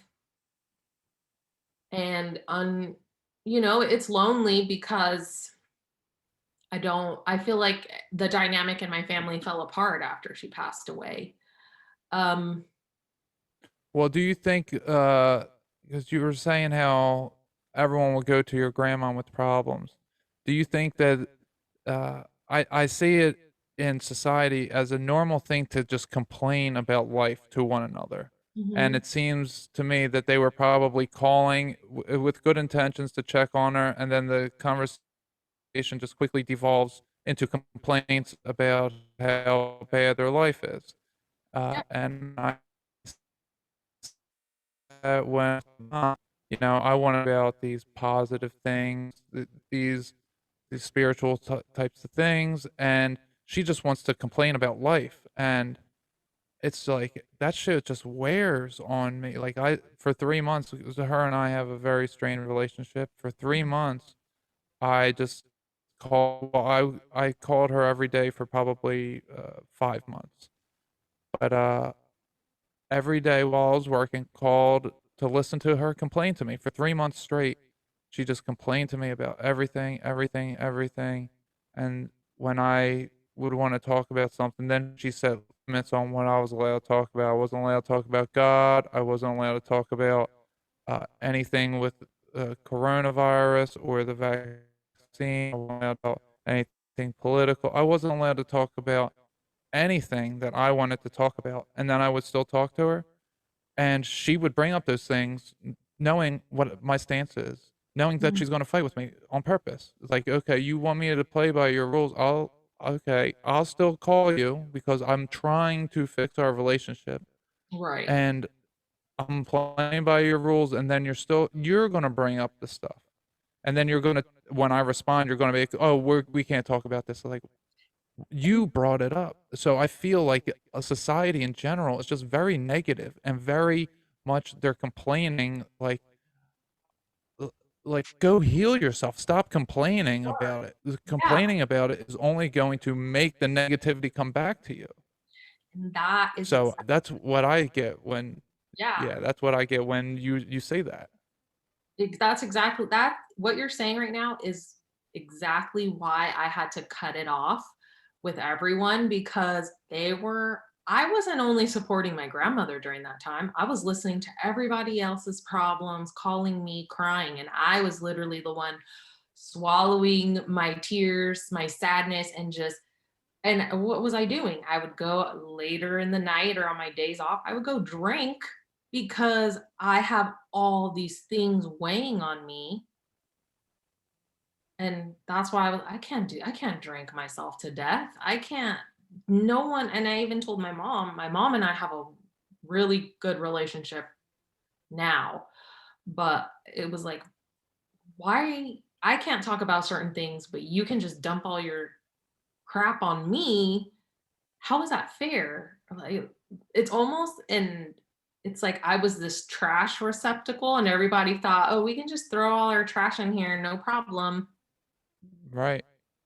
And what that does to you is you remember like all the times that you've helped these people, but then if they're listening to this, they're like, she didn't do that for me. It's like, because 'cause they're not remembering, they're dumping it and then forgetting it happened, and it's not weighing the same to them. Like, what you feel you've done for them is maybe, at a certain level, and then what they feel that you did for them is at a much lower level, so they don't have the respect for you that they should, or at least that you feel that they should, and you feel unappreciated or underappreciated, and Mhm. then you start to have those self-doubt, self-hate, all those bad feelings start to come back. So, someone just dumping their negativity on you just creates that because they don't want the negativity, so that's why they speak it, but it's gonna come back to them, and now it's gonna come onto you. You know, they wanna get it off because it feels so bad, but they don't wanna just clear it, they just wanna pass it on to someone else. Yeah, and that's why cutting them off, as hard as it was, because I Super have a hard. small family, it hurt. Super hard.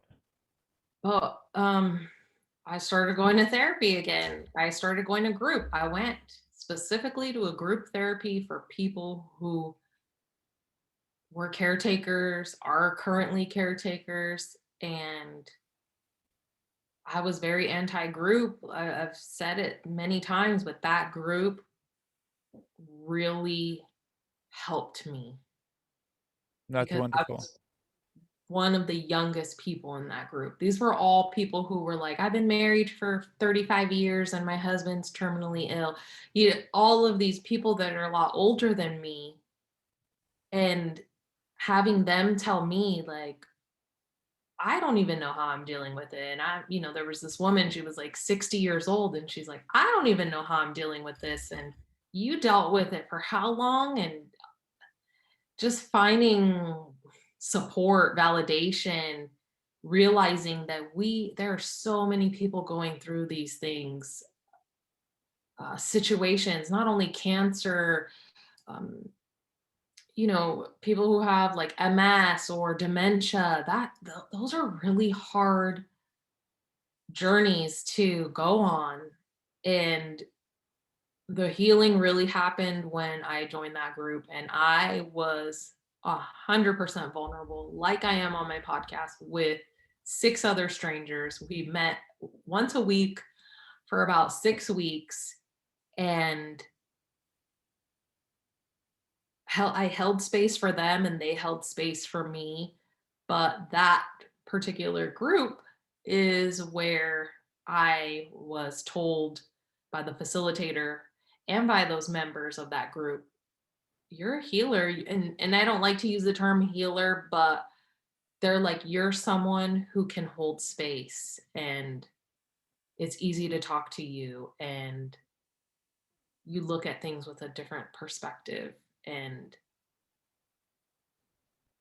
it's not easy. It's still not easy. I still miss my grandma, obviously. I still have moments where I reevaluate, did I make the right decision? I did, because what I lost in, relationships in my family, some of them are, I have a lot of boundaries, and you notice that when people have issues with your boundaries, it has nothing to do with me. It has to do with them. And I have gained so many new relationships. And maybe if I was still in that life and being the Nicole that was fixing and listening and being this receptacle for everyone's negativity, I wouldn't be where I'm at right now, meeting amazing individuals and helping other people, and continuing to heal myself. But I think the the thing that I take away from that is that you were dealing with people who didn't want to hear you. They Mhm. just wanted to talk to you, and now you're being people want to hear you. People are and there's that foreshadowing again, older people around you telling you, you got to guide them. You're helping heal all of them. It's amazing that I've heard the story, but I didn't even put that together with what we were talking about earlier when you were, leading the older people. And That's probably a theme of your life is that you've probably been doing that for not just your family, but for adults you've been around your entire life. I'm sure that it's been that way for you. Uh, and uh, I think that episode's called "The Void," right? Is that "The Void"? I talk about it in the void, and then I also talk about it. I talk about it mostly in the void, and then the road that led to Reiki is another one. Right, right. Yeah, and then the episode with my grandmother, my abuelita's battle with cancer. Yeah. That's tough because I actually was afraid to put that out Mm, at one moment, and I had for a moment I was like, well, what if someone in my family hears this and they get upset with me? But then I was like, you know what? This is my story and this is how I'm going to release it. But it was a hard it's hard. It's hard for anyone who's going through that. And even being that person going through that, I think about my grandmother. My grandmother fought for so long, but I think that she kept fighting because she was worried. She wanted to make sure that everyone was okay before she decided to let go. And my uncle at the time was unemployed and he was having a hard time finding a job, and then he got a job. And all these things kind of lined up, like everyone who was struggling, they started to line up, but I was the one who was just falling apart because I was just trying to hold everyone together. And then once everyone kind of started lining up, she just let go. yeah. That's You hear that often with their loved ones when they're about to pass. They reflect and they say, "It feels like they were holding on. They were waiting for me, or they were waiting for someone to tell them it's okay. And I would tell her To all to the let go." Yeah, and when you said the void, it. So I have a very active third. You started talking about. Well, the episode was called "The Void," and I said the words, it just triggered something in me. And I picked up that earth is self and heaven love, and it's self love. And there's a void time.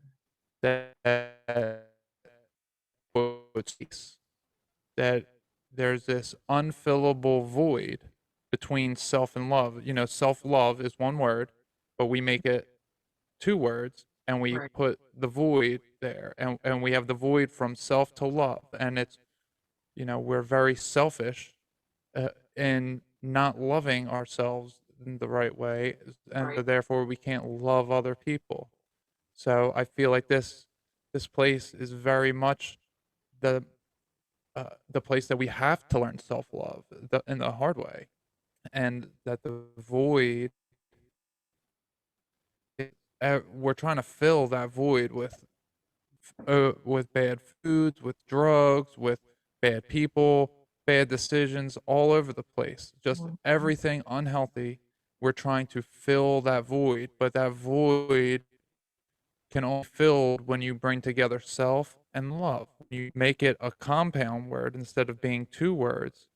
That's when you are at your highest. And I mean, you're beaming right now. You're radiating. And like you said earlier, that people, uh, they don't, they look at you now and they're like, oh, I can't imagine you were doing those things. It's like, it's quite incredible when you see some people, like uh, how they look like, oh, they probably have been, they're a model, they're a bodybuilder, they're probably some rich person, and it's like, nope, I was a trash piece of shit just a few years ago, and you can, if you think that, I look like this now, like, imagine what you could look like if you started just bettering yourself every day, because I was the ugliest little thing, not little, but I was horribly deformed. I mean, I was very ugly. and now I'm a decent looking person because I am a decent person now. And, I just match what I have on the inside, I guess. Yeah, you shine from the inside out. Mhm. And I tried, and I started doing Reiki sessions, and one of my returning clients said that to me. She said, the first time I was nervous, I was just starting. She goes, but now she goes, you're radiating. And I was like, oh, thank you. And now you say that, which makes me feel really good. But society makes you think, oh, I look great if I put all these things on the external, but no, it's from the inside out. The food, what you see, what you watch, the words you say, not only to yourself but to others. um, Having gratitude, you Yeah, know. the gratitude is so big. When you just start saying, like, "I am grateful for this," Mhm. uh, like, if you include that in your prayer, like, if Yeah. anyone prays nightly and you just say, "I'm grateful," just that word or just saying, like, you're thankful, just having gratitude, literally having it comes you say it because you don't know what gratitude is because when I started saying it, I didn't know how it felt. But Mhm. now I know what the emotion gratitude feels like. I can actually feel it, and I'm like, "Oh, okay. I am grateful for this existence." And I say it, I pray at dinner, I pray at night, and I say, "Thank you for blessing me for this wonderful day," is how I always start it off. And, there's a lot of bad days happen, and things happen that, are hard. But Yeah. first, I had to have to be alive. I had to have that in order to have this bad experience. Mhm. So, just being alive is part of the experience. So, it is a wonderful day if I'm alive, even if it's a, a horrible thing that happens to me. And Yeah. it is hard for people to comprehend that. And it's when someone's going through a really traumatic day, that's not really something that they wanna hear, so I try to, be aware of my surroundings and all, but I am very grateful for every day, and when you're not at that stage yet, you can become quickly offended, like, "How is this a wonderful day when, this, and this happened?" It's like, "Well, you're alive to experience it."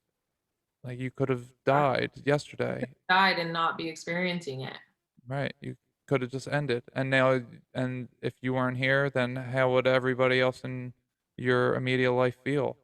You Mhm. know, they would welcome, a fridge that stopped being cold or, you didn't pull out something for dinner, like, little things like that someone is like, how could you say it was a great day? I missed my train, it rained, blah, blah, blah, this and that." It's like, "How could you say it's a great day?" It's like, "Well, things could have been you could not be here, or things could be so much worse."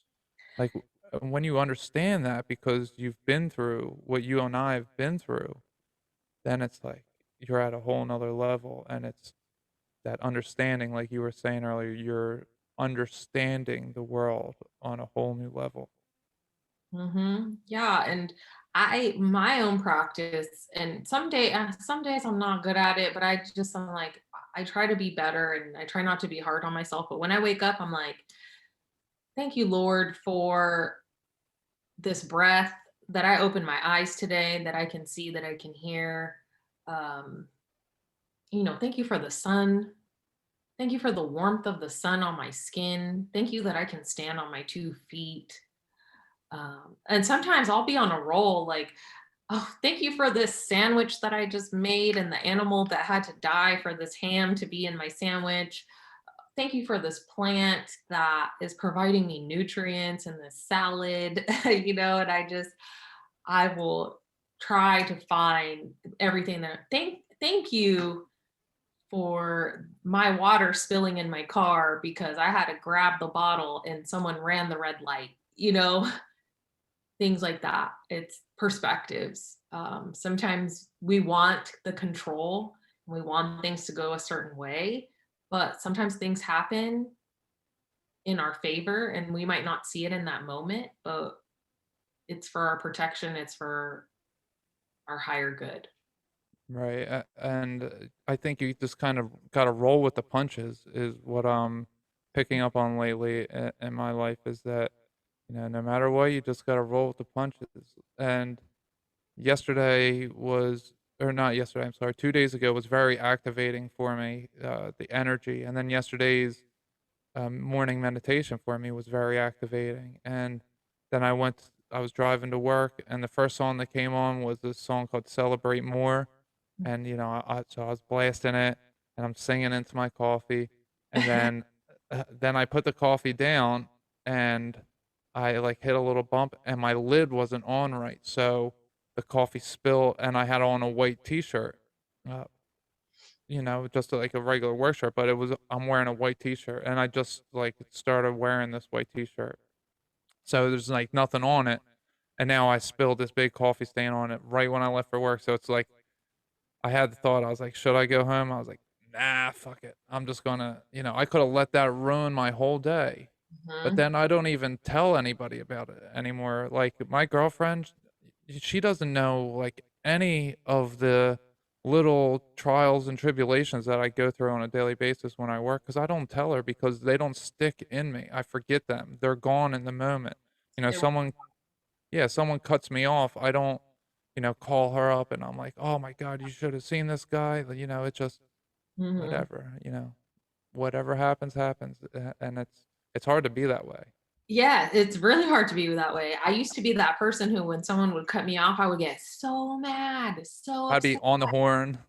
and just like, but now when someone cuts me off, I'm like, "Thank God that they didn't hit me, and I hope that they're okay because the fact that they're driving this way, I hope that there's something that, there isn't something bad happening in their life that's causing them to just drive erratically." And I also will say, "Peace be with you." That's what I say. I'm That's like, a "Peace good be with you. thing. Thanks for not hitting me." And that's it. I don't let things fester and live in my mind or in my body anymore. I'm just like, Yeah, "Well, I didn't get killed today. I survived." that's Um, awesome. yeah, That that's that just how I to look have at that it. attitude.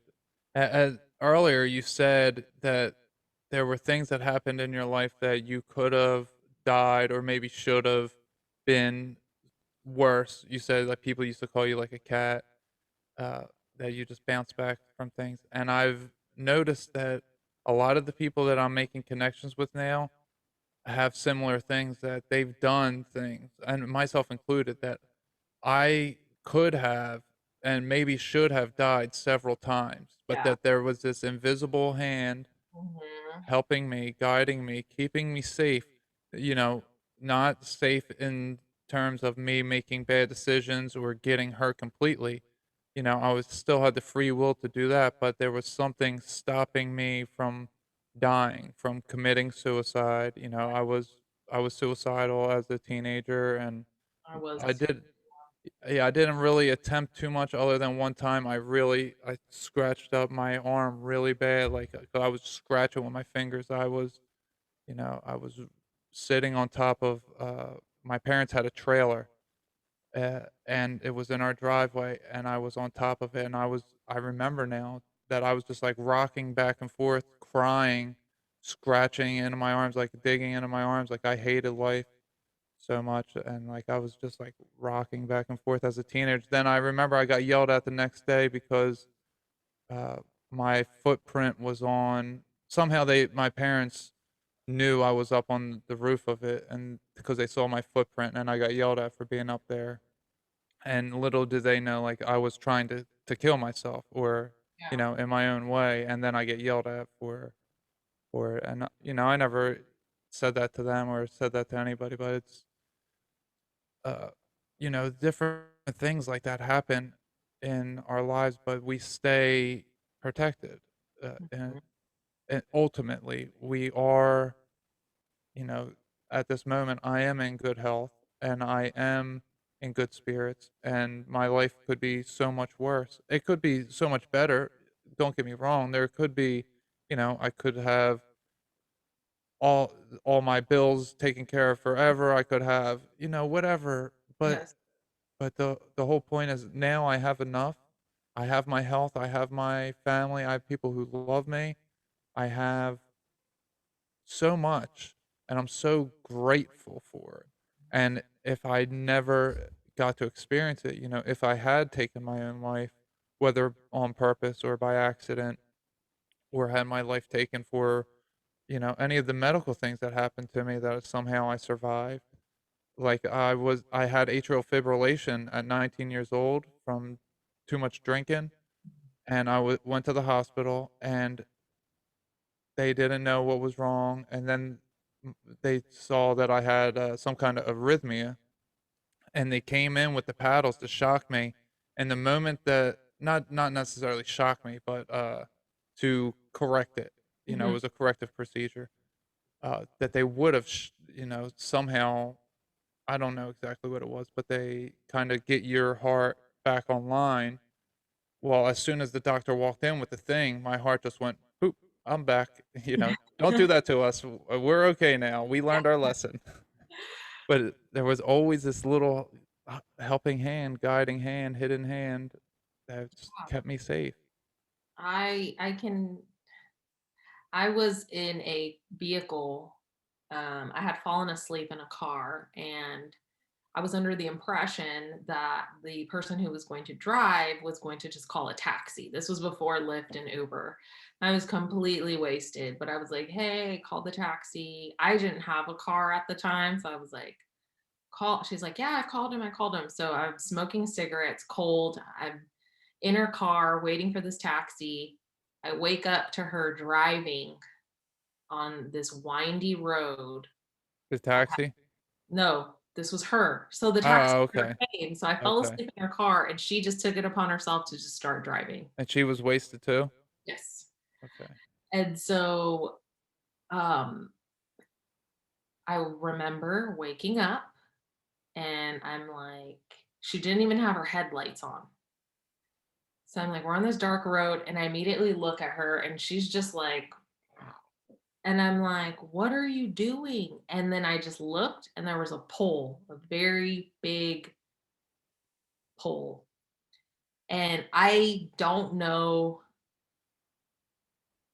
how to explain it, but I remember I just went like this. I just got really just relaxed. Tensed up. Oh, you relaxed. Just I just relaxed. I just was like, okay, this is happening. Wow. That's there was nothing else that went through my mind. It was just like I just felt like just instantly just relaxed, and this is happening. And we hit the pole, and the way that she hit was my side of the car hit the pole. And the way I moved, because I fell asleep in her car. She didn't put the seatbelt on me, so I didn't have a seatbelt on. Um, Wow. this side of my head, so the right side of my head slapped the windshield. I hit the windshield, and then I bounced and I hit the side. So you flew from the back seat? I was in the front. Oh, you were in the front. Okay. I thought you were curled up in the back, so you were in the front. Oh, wow. Okay. So I hit the windshield and I hit the other window. Oh, man. And when that happened, got out. I got out of the car. I don't recall this. This was actually told to me. I actually called my friend Jose, my best friend, and I was like, hey, we just got into an accident. I need you to come pick me up. This is where I'm at. Now, I don't recall any of that. He later told me, he's like, you called me, you were super calm. He's like, it didn't even sound like you had been in an accident. But then when he picked me up, um, he was like concerned that I had gotten a concussion. So he took me to his house and watched me. But I ended up falling asleep, and he was really concerned. Well, I ended up going to the doctor um, because I had a huge bruise on my head and I had just hit a windshield. And they did all these tests on me, x rays, whatever. Nothing. There was Wow. nothing wrong with me. Just the bump on my head. Wow. Wow, that's incredible.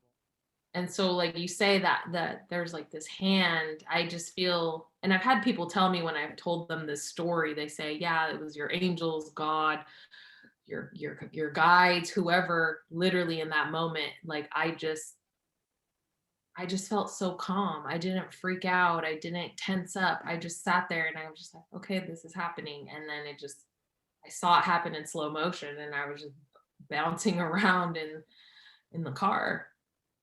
Wow.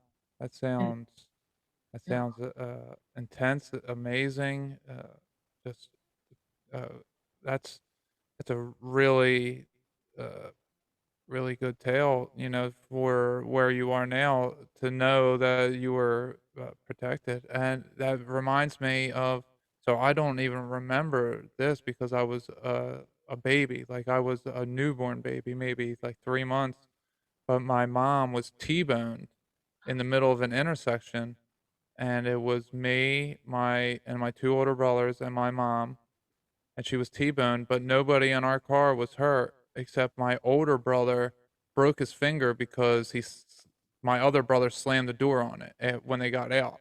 Oh, Right when it happened, his finger mhm. was there and it got slammed in the door jam. So that was the only injury from the people in our car, and it was, uh, I guess it was the passenger side got T-boned, and I was the one that was closest to getting hit, but I was fine.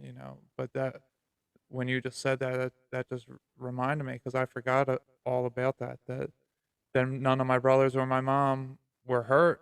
They were all fine. I was fine, and in the middle of a busy intersection, getting T-boned, you would expect something, and wrapping it around a pole like that. Was your friend okay? Yeah, she was it's we had a fallout because she wanted me to lie to the insurance. There was like all these things like she and I was upset with her. I'm like, "You could have killed me. You could have at least And well, now you want me to lie for you? yeah, now you want me to lie and say," because she's like, "Well, the insurance wants to know if you're hurt." And I'm like, "Well, technically, I'm not shocked.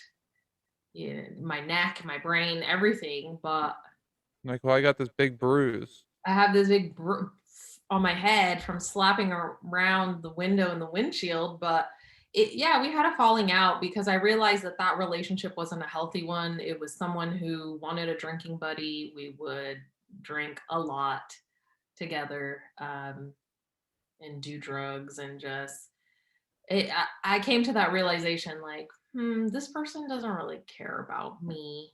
Um, She's just looking for a good time. Yeah, and I admit to driving and drunk under the influence, but I never had anyone in my vehicle when I was doing that. I never not that that makes it any better, but I just would never do that to another person. And that just ended, but um I think with all of my situations, I when I talk about it, I realize, wow, I am protected. I am divinely protected, and I'm grateful for that because I wouldn't be here if I wasn't.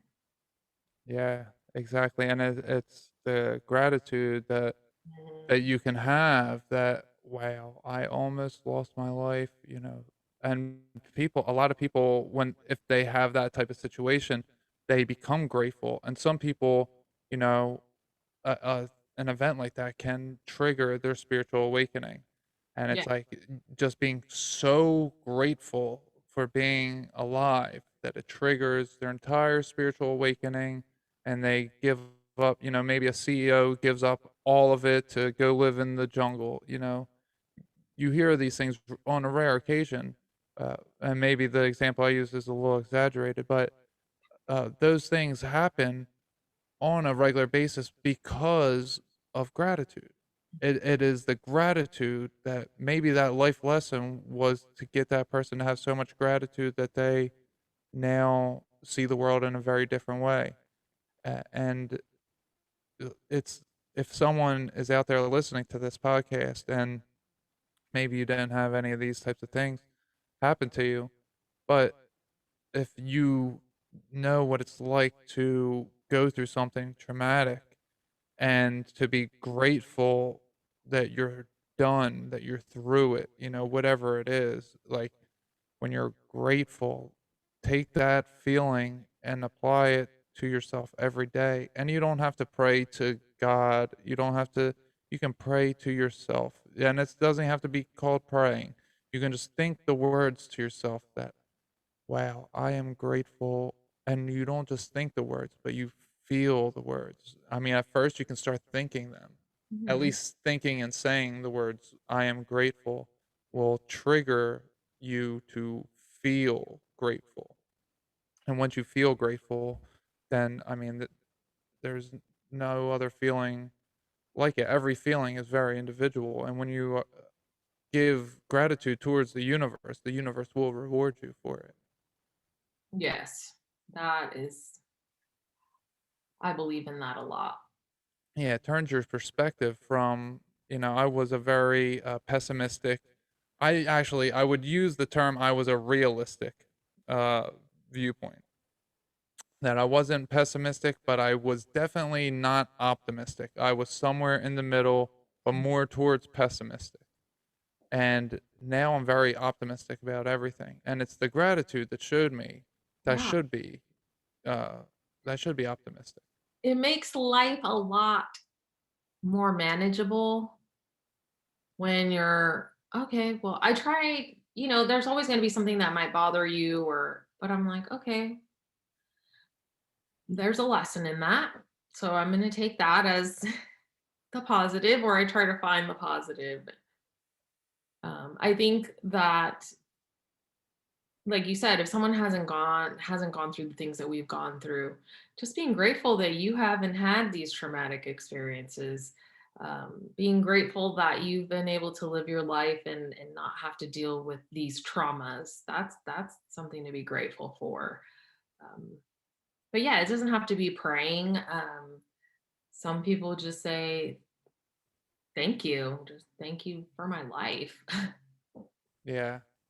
Yeah, just saying thank you, and saying thank you to people and meaning it. When someone does something, and you don't just say hollow words, "Thank you," but you mean, like, "I am really thankful for this." And maybe, like, that person might be, like, a little weirded out, like, "You seem too thankful." It's like, "Please stop shaking my hand." Like, you wanna do that, at maybe at first, and in order to feel the feelings, to know what that feels like, be in the moment of thank you. And it's not just like a passing by thank you. It's be in the moment and feel what you're feeling. And then you will know what being thankful feels like, what being grateful feels like. If you're present and you know what emotion you're feeling, then you can use that emotion in a different way, or not in a different way, but you can use that to your advantage in a different situation. So I have a couple questions here for you, if you don't Sure, mind. I don't mind. Uh, so we are talking here about maybe not. We haven't used the word success, but the way that people view the world is you're not successful if you're being a drug addict, if you're going to jail, if you're stealing. That's not a very successful life, but it could be a successful life if you're saying you're a Reiki practitioner who has healed from all these things. You have a career, uh, you have a boyfriend who you live with, and you have nice things. Someone might say that that is a successful life, but someone who's not spiritually attuned might think that a successful life is, you know, maybe you're single and you're 30 and you have a nice apartment, you have a nice car, you don't have any kids, but you're miserable. And then you look back on your life and you have all of these unhealed traumas. So, do you, in the terms of what the average person would say is successful, do you think the difference between a successful person and a person who is a mess is the individual person's ability to pretend that everything is okay or their ability to compartmentalize their traumas. Mm.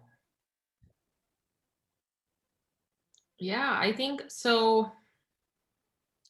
I think that before I strive to be, oh, I'm going to be successful, but I was hiding all of my traumas. And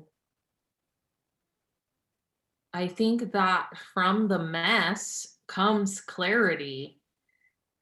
So if I'm speaking for myself, my view of success changed, because I thought success was having an expensive car, going out on the town and drinking every night, having expensive clothes, having, and for some, you can have that if you want to, but I think I was just solely focusing on those things and not dealing with all my trauma because I was just putting it somewhere else in a box and just letting it sit there. But I think from the mess, and a lot of successful people, um, they learn from that. They get the clarity. They realize I am successful. Um, I have a roof over my head. Um, I have clothes. I have money, but also what's more important and what I see as a success for myself is I have a healthy relationship that I'm in. I get to meet amazing people. I get to facilitate healing with people. Um, I'm So, happy. So that's success to me. yeah, I would definitely say that you're a successful person. So, do you think that what you were, not what you were, but who you were before when you were an addict, you know, did you have it seemingly together that maybe coworkers didn't know? So Mhm. they could seemingly say that you were successful because you seemed to have it together. Yeah. So do you think that maybe the difference between that person and a person who's an addict who maybe they have really bad teeth, maybe it's the person that you see, with dirty clothes on, walking up to a car asking for money, you know, they might have the same type of mindset as somebody who is working the job and is uh, Functional doing addict. yeah, yeah, functional. Yeah, that's perfect. So is it solely the individual's ability to hide the trauma? Like when we think that we're being successful, like and living in the corporate world and going to my corporate job Mhm. and and having my nuclear family, like is that is it real or is it just seemingly successful? It's seemingly successful. It's all in the perspective because it's everyone has their own perspective. I mean, when I was an addict and taking opioids, and I would go to work and I'd pop opioids, and I had really nice clothes, and I would purposely try to make myself look s- really good and get my hair done and get my nails done and do all these things. So, but people were like, oh, she's got it together. Like, wow, I was working overtime. But yeah, I'm like, they didn't know that on my breaks, on my lunches, I'm popping pills and smoking cigarettes and I'm going home and drinking and crying. And it's all perspective. Were you driven by the need to be externalizing your success by showing off instead of by actually being successful? Were you uh I think that we get caught up in the pretend Yeah. and that oh, oh, I'm going to the strip club and throwing hundreds of dollars up. I only have $1,000 in my bank account. I just threw up $600. Like that's probably not the best decision, but I look very successful if I do that. Yeah, and I would do stuff like that. I'd be like, "Oh yeah, I'm gonna get bottle service at the club. It's gonna be $400, but everyone's gonna know that like I'm that party girl. But really, I was just maxing out credit cards. What good was that doing for me? You know? Right. And I think that everybody has their traumas, and when we're doing stuff like that, when we're externalizing that we're successful, then when we seek, when we have the need to seek others' approval, y Validation, yeah. yeah, the validation, when we have that need, I think that is a calling card for trauma.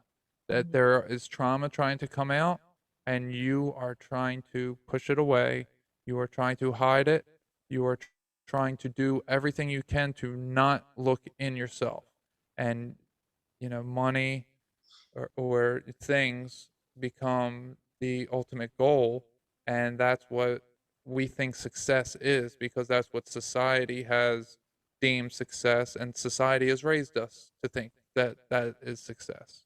Yeah, we're indoctrinated to believe all these things. I think my views with money, like before, I was like, oh, I want to spend all this money or I'm going to get bottles. And now it's like, I want money so that I can travel and go to these different countries and have a nice vacation or, just have my bills paid and live comfortably. I think that there's different levels to what we see. And some people might be really healthy and they just have really high standards, and that's okay too.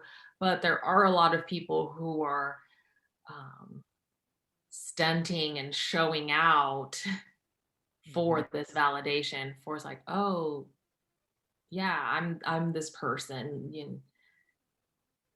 There's levels to it. I think where you are on your journey is going to show you, am I doing this for me, for the good of myself, or I'm doing this because I'm sad and I want people to who don't really know me or don't really care about me to validate me and boost me up.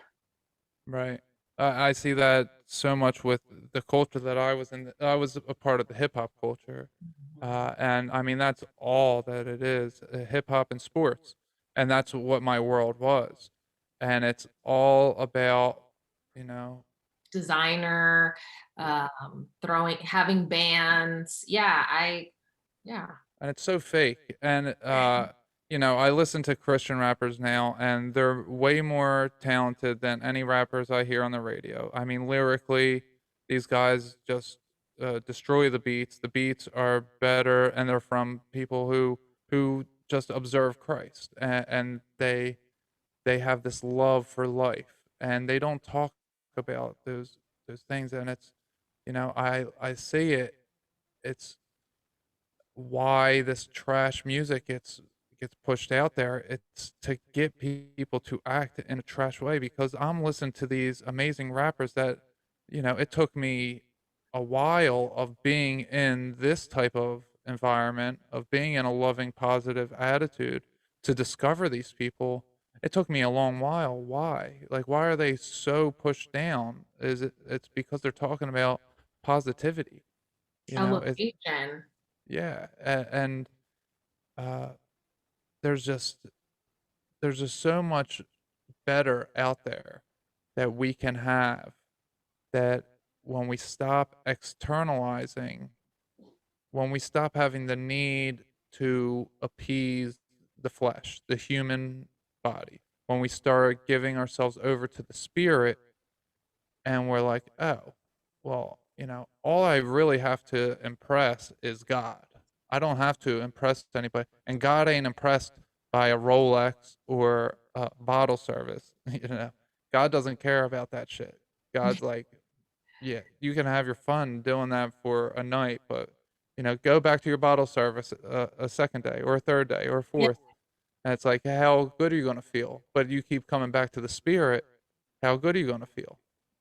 God lets us and I say God, some people may say source or creator or hear whatever you're comfortable with. But yeah, it's definitely and going back to the music, it's you get caught up in this loop of like sex, drugs, money, and poor treatment of women and trap trap life, drug life, yeah, they tell you it it's a keep in trap. loop, this loop. It's called trap music because there ain't no getting out.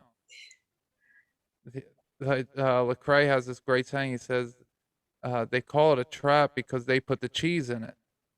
They put all the money and the drugs and the guns in the hood, and they Mhm. trap you there, and then they have people from that era, or not from that era, from that area. They have them rap about it in a very artistic way, and then they pay them a lot of money, and then they call it trap music, and then they make you listen to it to tell you that you're going to be trapped by doing it. And it's so blatant in your face, and it's like, oh man, why do they call it trap music? Because it's a trap. You got the cheese in the trap. You got money and drugs and guns. Like it's a trap, And you're literally. chasing and people are chasing that lifestyle, and when you're in that lifestyle, the thing about it all that I can reflect on is the money doesn't even live when you're living that type of lifestyle. Yeah. Yeah, it's not going to good means anyway. It's going into the pockets of, and not that drug dealers don't need to eat or don't have Right. maybe wives or girlfriends or husbands or boyfriends or children, but people will find a way. And if that way isn't being accepted, well, maybe they put down the drugs entirely and go to a new way. Mhm. But when you're feeding that over and over, it's nothing good is gonna come from it. Definitely. I've noticed that my music from then to now, there's huge shifts in what I like, what I Yeah. listen to. Yeah, I'm very sensitive to energy, like you were saying earlier, and I can't put on secular music. It's been over a year now since I listened to secular music, and I was so big into Eminem and Notorious B.I.G., Tupac, Lil Wayne. I was never really into Jay-Z, but that was my era. Meek Mill, Young Jeezy. I was into that hardcore thug shit. That's what I wanted to hear. And now it's like that just it grosses me out so much. Like just I was repeating those awful things to myself over and over and having others It's a repeat. loop, yeah. Yeah, and it's insanity. It really is. Uh, and I know a lot of spiritual people, uh, well, myself included, before I started listening to these Christian rappers, is that you have this sense that Christian rappers are going to be a certain way, and Uh, that's why I was turned off by just the name of it. I was like, "Yeah, Christianity, I don't want that," Yeah. and the way that Christian music was always portrayed to me is that's gonna be kumbaya, that type of shit.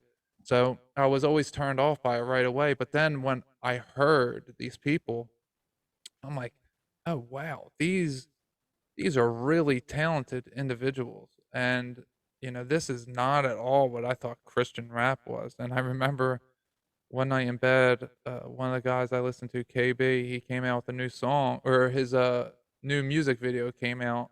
It was like 10 o'clock at night. I was about to go to bed. I put it on, and my girlfriend's in bed too, and she's about to go to sleep. And I was like, "Oh, I was like, this does not sound like Christian rap." And she's like, "No, it doesn't. Will you please turn it off?" And I was like, "No, I love this. Like this because it sounds like regular secular music, but I mean, they're talking about positivity and how you can better yourself, and they're talking about their own spiritual awakenings, which is what the majority they just go under the guise of Christian rap, but they're just talking about being in a dream, that this is a dream and that there's a a spirit, a God of all of us, and we're all connected. And it's a spiritual awakening, and they call it Christian rap. And I wish that more people could hear it. And I think that anybody could relate to any of the rapper, or not just rappers, but any of the music that I listen to. Everyone could get something out of one of the artists I listen to, because I listen to not just Christian rap, but they call it Christian worship as well, and it's just good music. It's just like a ballad singer who's singing about her spiritual awakening, and it's so touching and so healthy for me. I feel my vibrations get raised, and it's just so good. Yeah, I do that. I listen to sometimes when I'm driving, I'll listen to certain types of music, and I think that people should listen to what they want to listen to, but when you're listening to something that's uplifting and makes you feel good, and there's you feel it, and you're like, wow, this song made me feel good. That's I would listen to certain rap songs that now I just can't listen to, especially the ones that are really about, doing certain things to women or anything like that, because the person who I talk about in my toxic relationship, he was a rapper. He was in the hip hop scene. So for me, I still like hip hop, and I'll listen to new jams that come out and all that, but I'm not invested in it, and I'm not constantly looping in those messages. Right, yeah, that's the thing is it's the messages that, Mhm.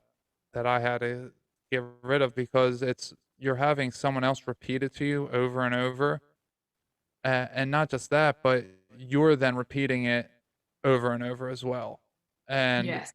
and then it gets, trapped oops, sorry about that, and then it gets, into, trapped into your mind, and it becomes a an insanity cycle because it's something that you're now conditioning yourself to normalize, and it uh, that's how it gets normalized, the immoral behavior. Mhm. I just wanted to give Jen Rodriguez a shout out. She Hi, Jen. commented. I love Jen, and I always forget to do this when I'm doing the interviews. I always forget to mention my listeners, and I get so caught up in the interview and all. But Jen always is sharing my stuff on Facebook and Twitter and promoting me, She's which awesome. yeah, yeah, she definitely is. And she had a comment. She said, "I never liked podcasts until I met all of you." Oh. So and, we had Morgan Leanne Engel.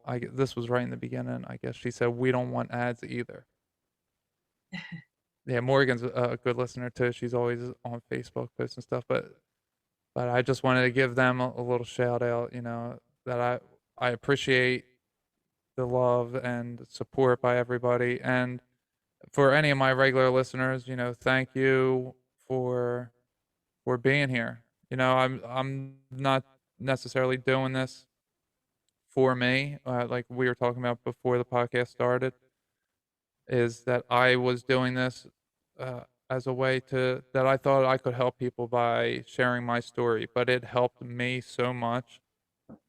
And it went off into things talked about that I wasn't necessarily ready to talk about, but it healed me. Mm. And, and listening to your podcast, that healed me. And it was, just your emotion being let out. And you were saying something earlier. I think I was telling you a story and I could feel it, the emotion that you had. I could feel it in my heart chakra that I triggered something in you and then I could feel it back from you. A- Oh, And it was like, it was just one of those moments where, when you feel the connection, uh, a real connection. And that's what I really want this podcast is all about authenticity and transparency. And I bring on people who I find to be authentic and we have real conversations. And, while I love talking about like this is a video game that we're in and like all this like what are we doing here? Why are we here? Where is this place? While I love talking about all the mysterious stuff, you know, it's the the healing that I find is the most important right now. And that other stuff is cool, all the spiritual stuff, but the conversation that you and I had here today, we could have probably easily spent 3 hours talking about Reiki, yeah. and all that. We didn't even really get into any of that. I'll have to have you back on to talk more about that stuff, but what we talked about was so uh, things of substance.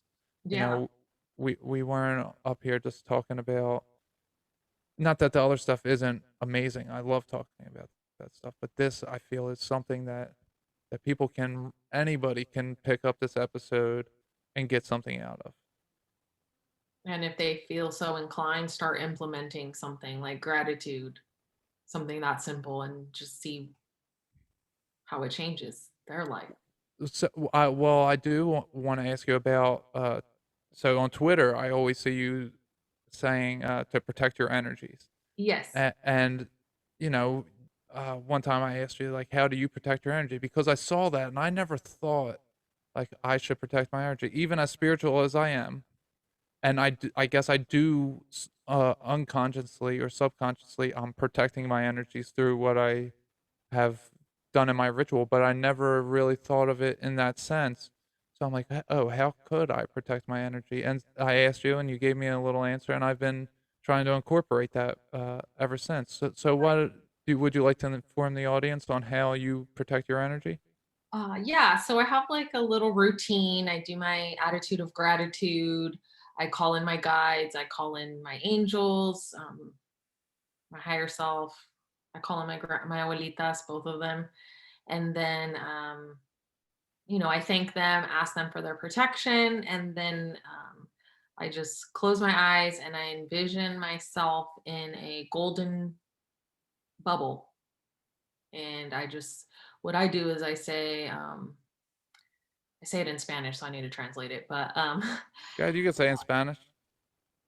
so I say, mis ángeles, mis arcángeles, mis guías espirituales, mis abuelas que están bien, les pido por favor que me iluminen, que me protegen con la luz de oro, que me protegen de las pensamientos negativos, las personas negativas, todo mal, todo daño, los ataques psíquicos y los ataques físicos.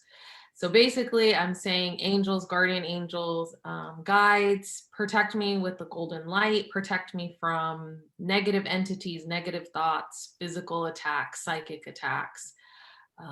And sometimes when I go to a store, because I'm so sensitive to energy, I will do that. I will say that in my head before I go into a store.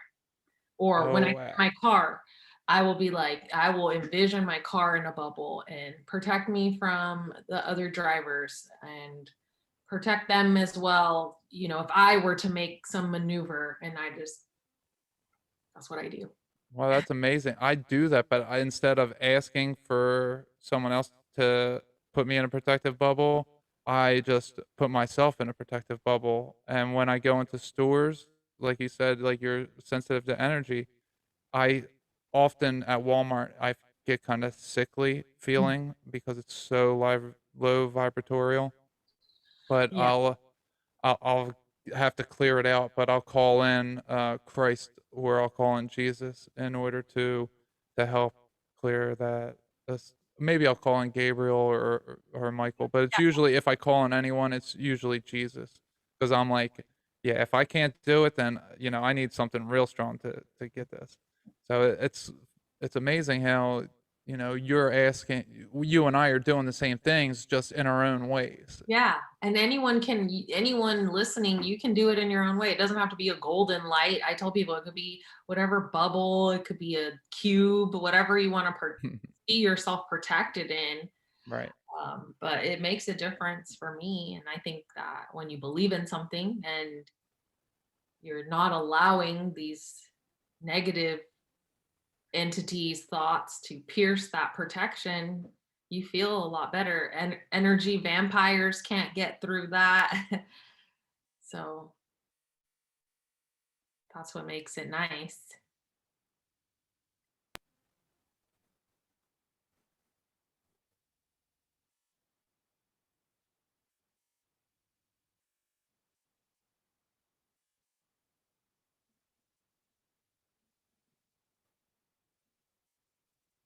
And I even also protect my energy before I go to sleep. So before I go to sleep, I try to remember. Sometimes I'm too sleepy, but I will protect my energy before I go into the dream world or into the astral.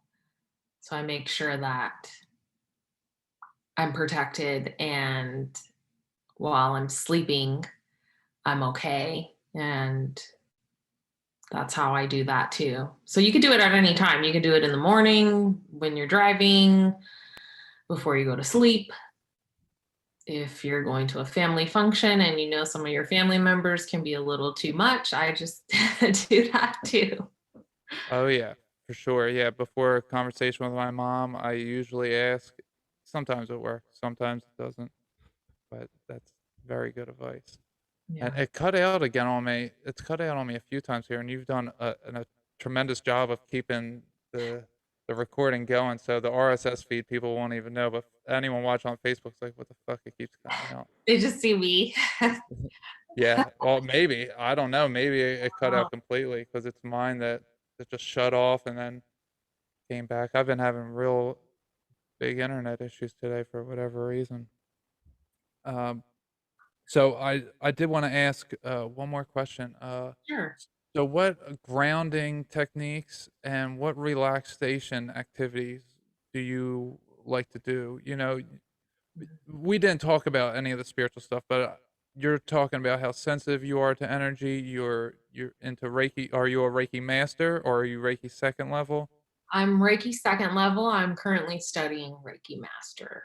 Okay, so you're d anyone listening that isn't into spirituality, you know, in order to get to that level, you have to be very spiritually attuned. And it's not that a human will tell you that, but you're not going to pursue that line uh, of knowledge if you're not very into spirituality. So you're a very spiritual person, and you know we spent a lot of time talking about the human side of things today. But in order to be as spiritual as you are, you have to also ground yourself and be physical in a 3D human world, and we all have these physical vessels that we have to take care of.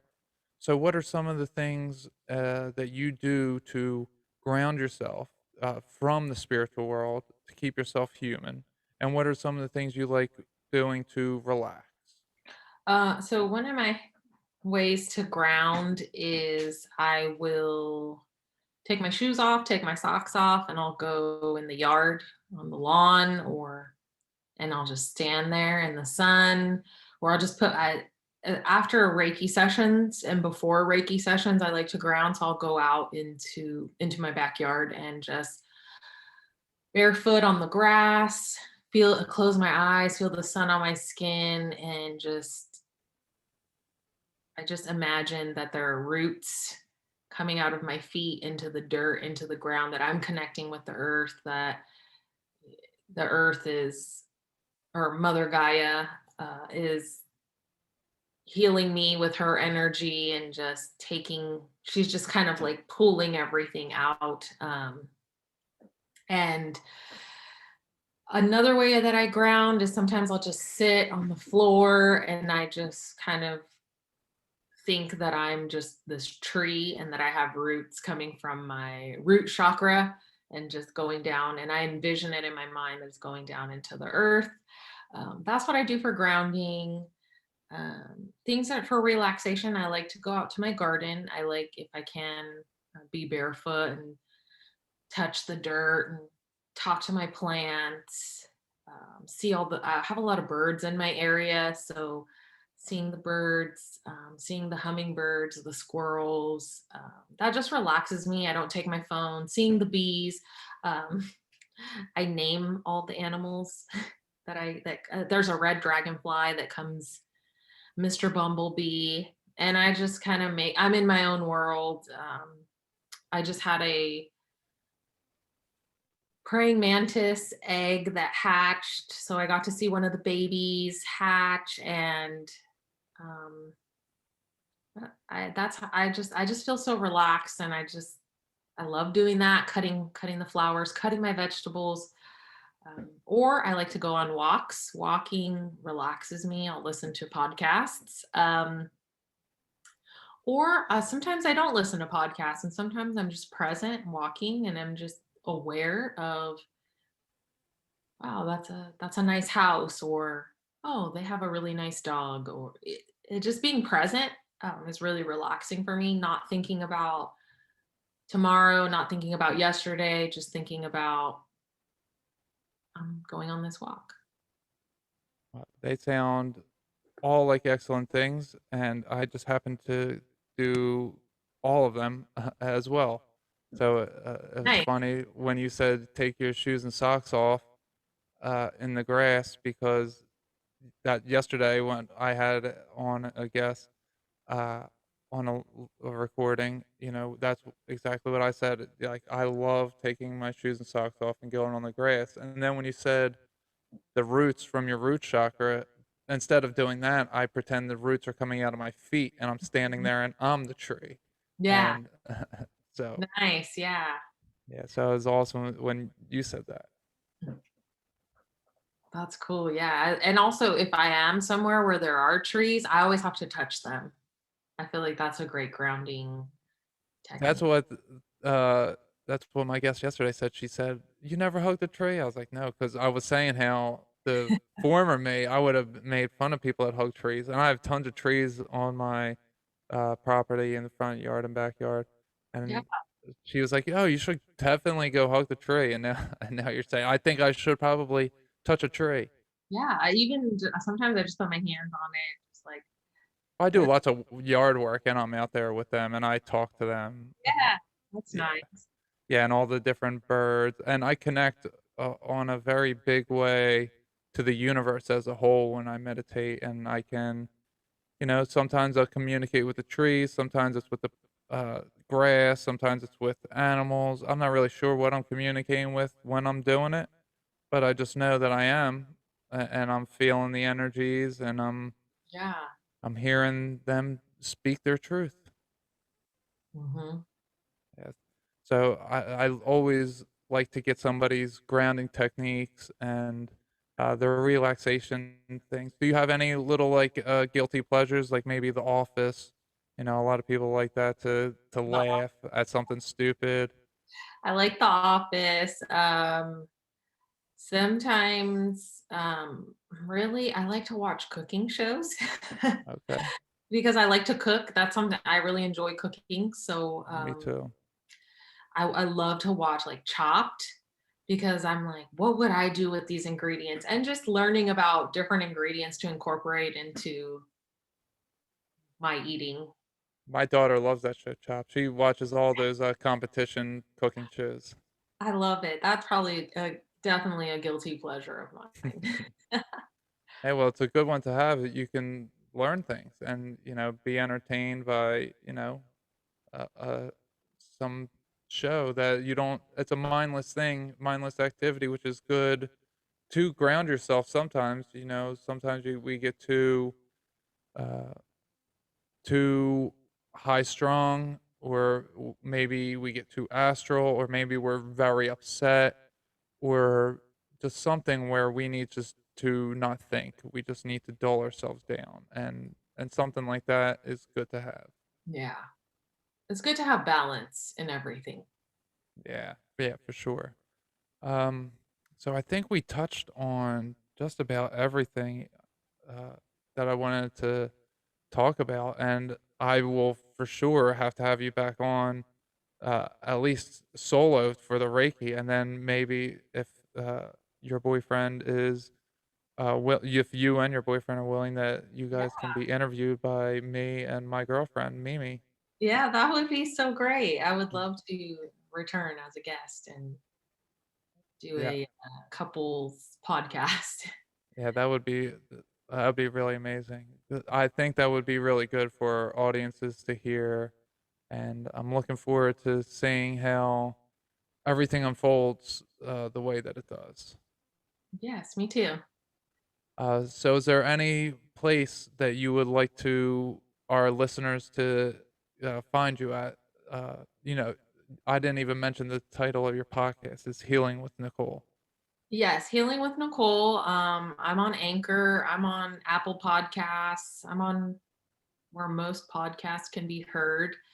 You can find me on Instagram, healing dot with dot Nicole underscore, or on Twitter, which is a lot easier, heal with Nicole. And I'm usually there. And healingwithnicole.net. I have a little site that I'm trying to work on.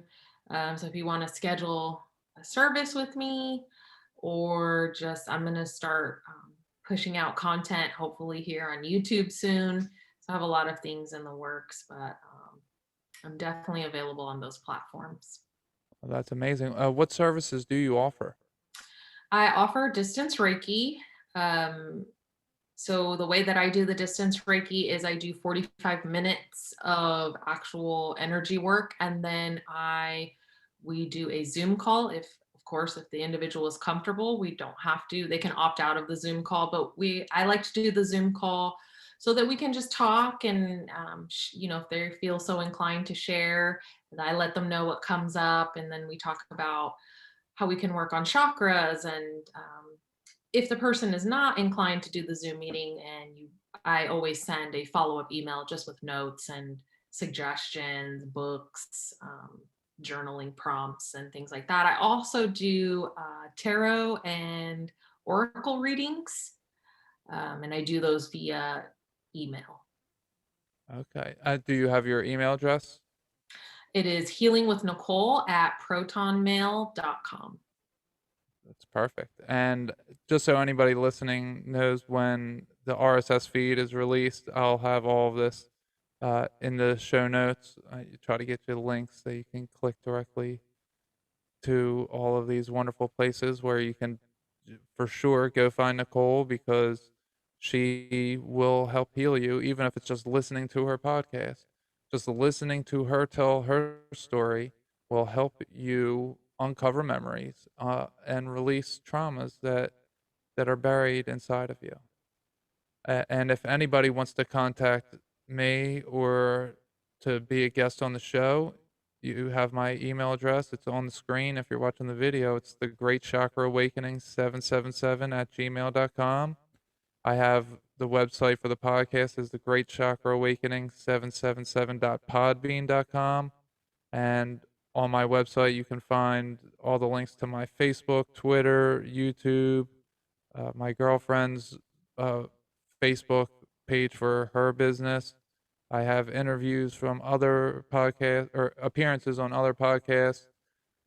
Uh, just all my stuff that you can find there. And I have a Patreon, but I don't have anything on it yet. So I'm trying to still figure out what I'm going to do with it, how it's going to work out because I don't want to charge people who can only afford to hear this for free. So I want to do it as a way to maybe donate if someone feels that it's worth it. So I'll figure it out when it's time and I'll Yeah. start promoting it when it's time. I mean, it's in all my show note links right now, but I don't really talk about it yet. So once I start getting stuff on there, then I'll start talking about it. So do you have any final words for our listeners? I would just say be present, be kind to yourself and others. Don't be so hard on yourself. Everything is a process. And I'm just thankful for you having me on and just thankful for all of my listeners. And yeah, just be kind. That that is excellent advice, and I thank you so much for coming on. I'm very honored. You know, I have a jam-packed week of interviews, and this was definitely one that stuck out to me. As soon as you said it, I was like, "Oh, I'm excited for Thursday." Because like I said, your podcast really helped heal me, and it was you talking about your stories, and I had already talked about my stories, but I guess after I said mine and then hearing yours, it helped me see mine in a different way because, you know, just perspective and it's amazing. So, uh, like I said to all of our listeners, please check out Nicole. Go find her website, find her on Twitter, Instagram, and hit her up in her emails. You know, this is an authentic person. If you're looking for healing, if you're looking for an authentic person, if you don't know who to go to for tarot readings or Reiki, you're not sure who to trust. You want to.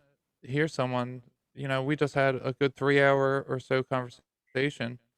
You know, you got a real good feel for Nicole and how lively she is and how just she's all about healing and authenticity. So you can't get more real than a 3 hour conversation with me. Yeah, no matter who it is, I'm gonna draw it out of them, and whether they're a bubbly, happy, kind person or whether they're a stone cold piece of trash, you're gonna you're gonna find out. And I think it's pretty clear that Nicole is a very capable and very intelligent woman, and you can learn a lot from her. Thank you. You're very welcome. I think that's all I have for you guys today. So thank you all for coming out, and I will see you later.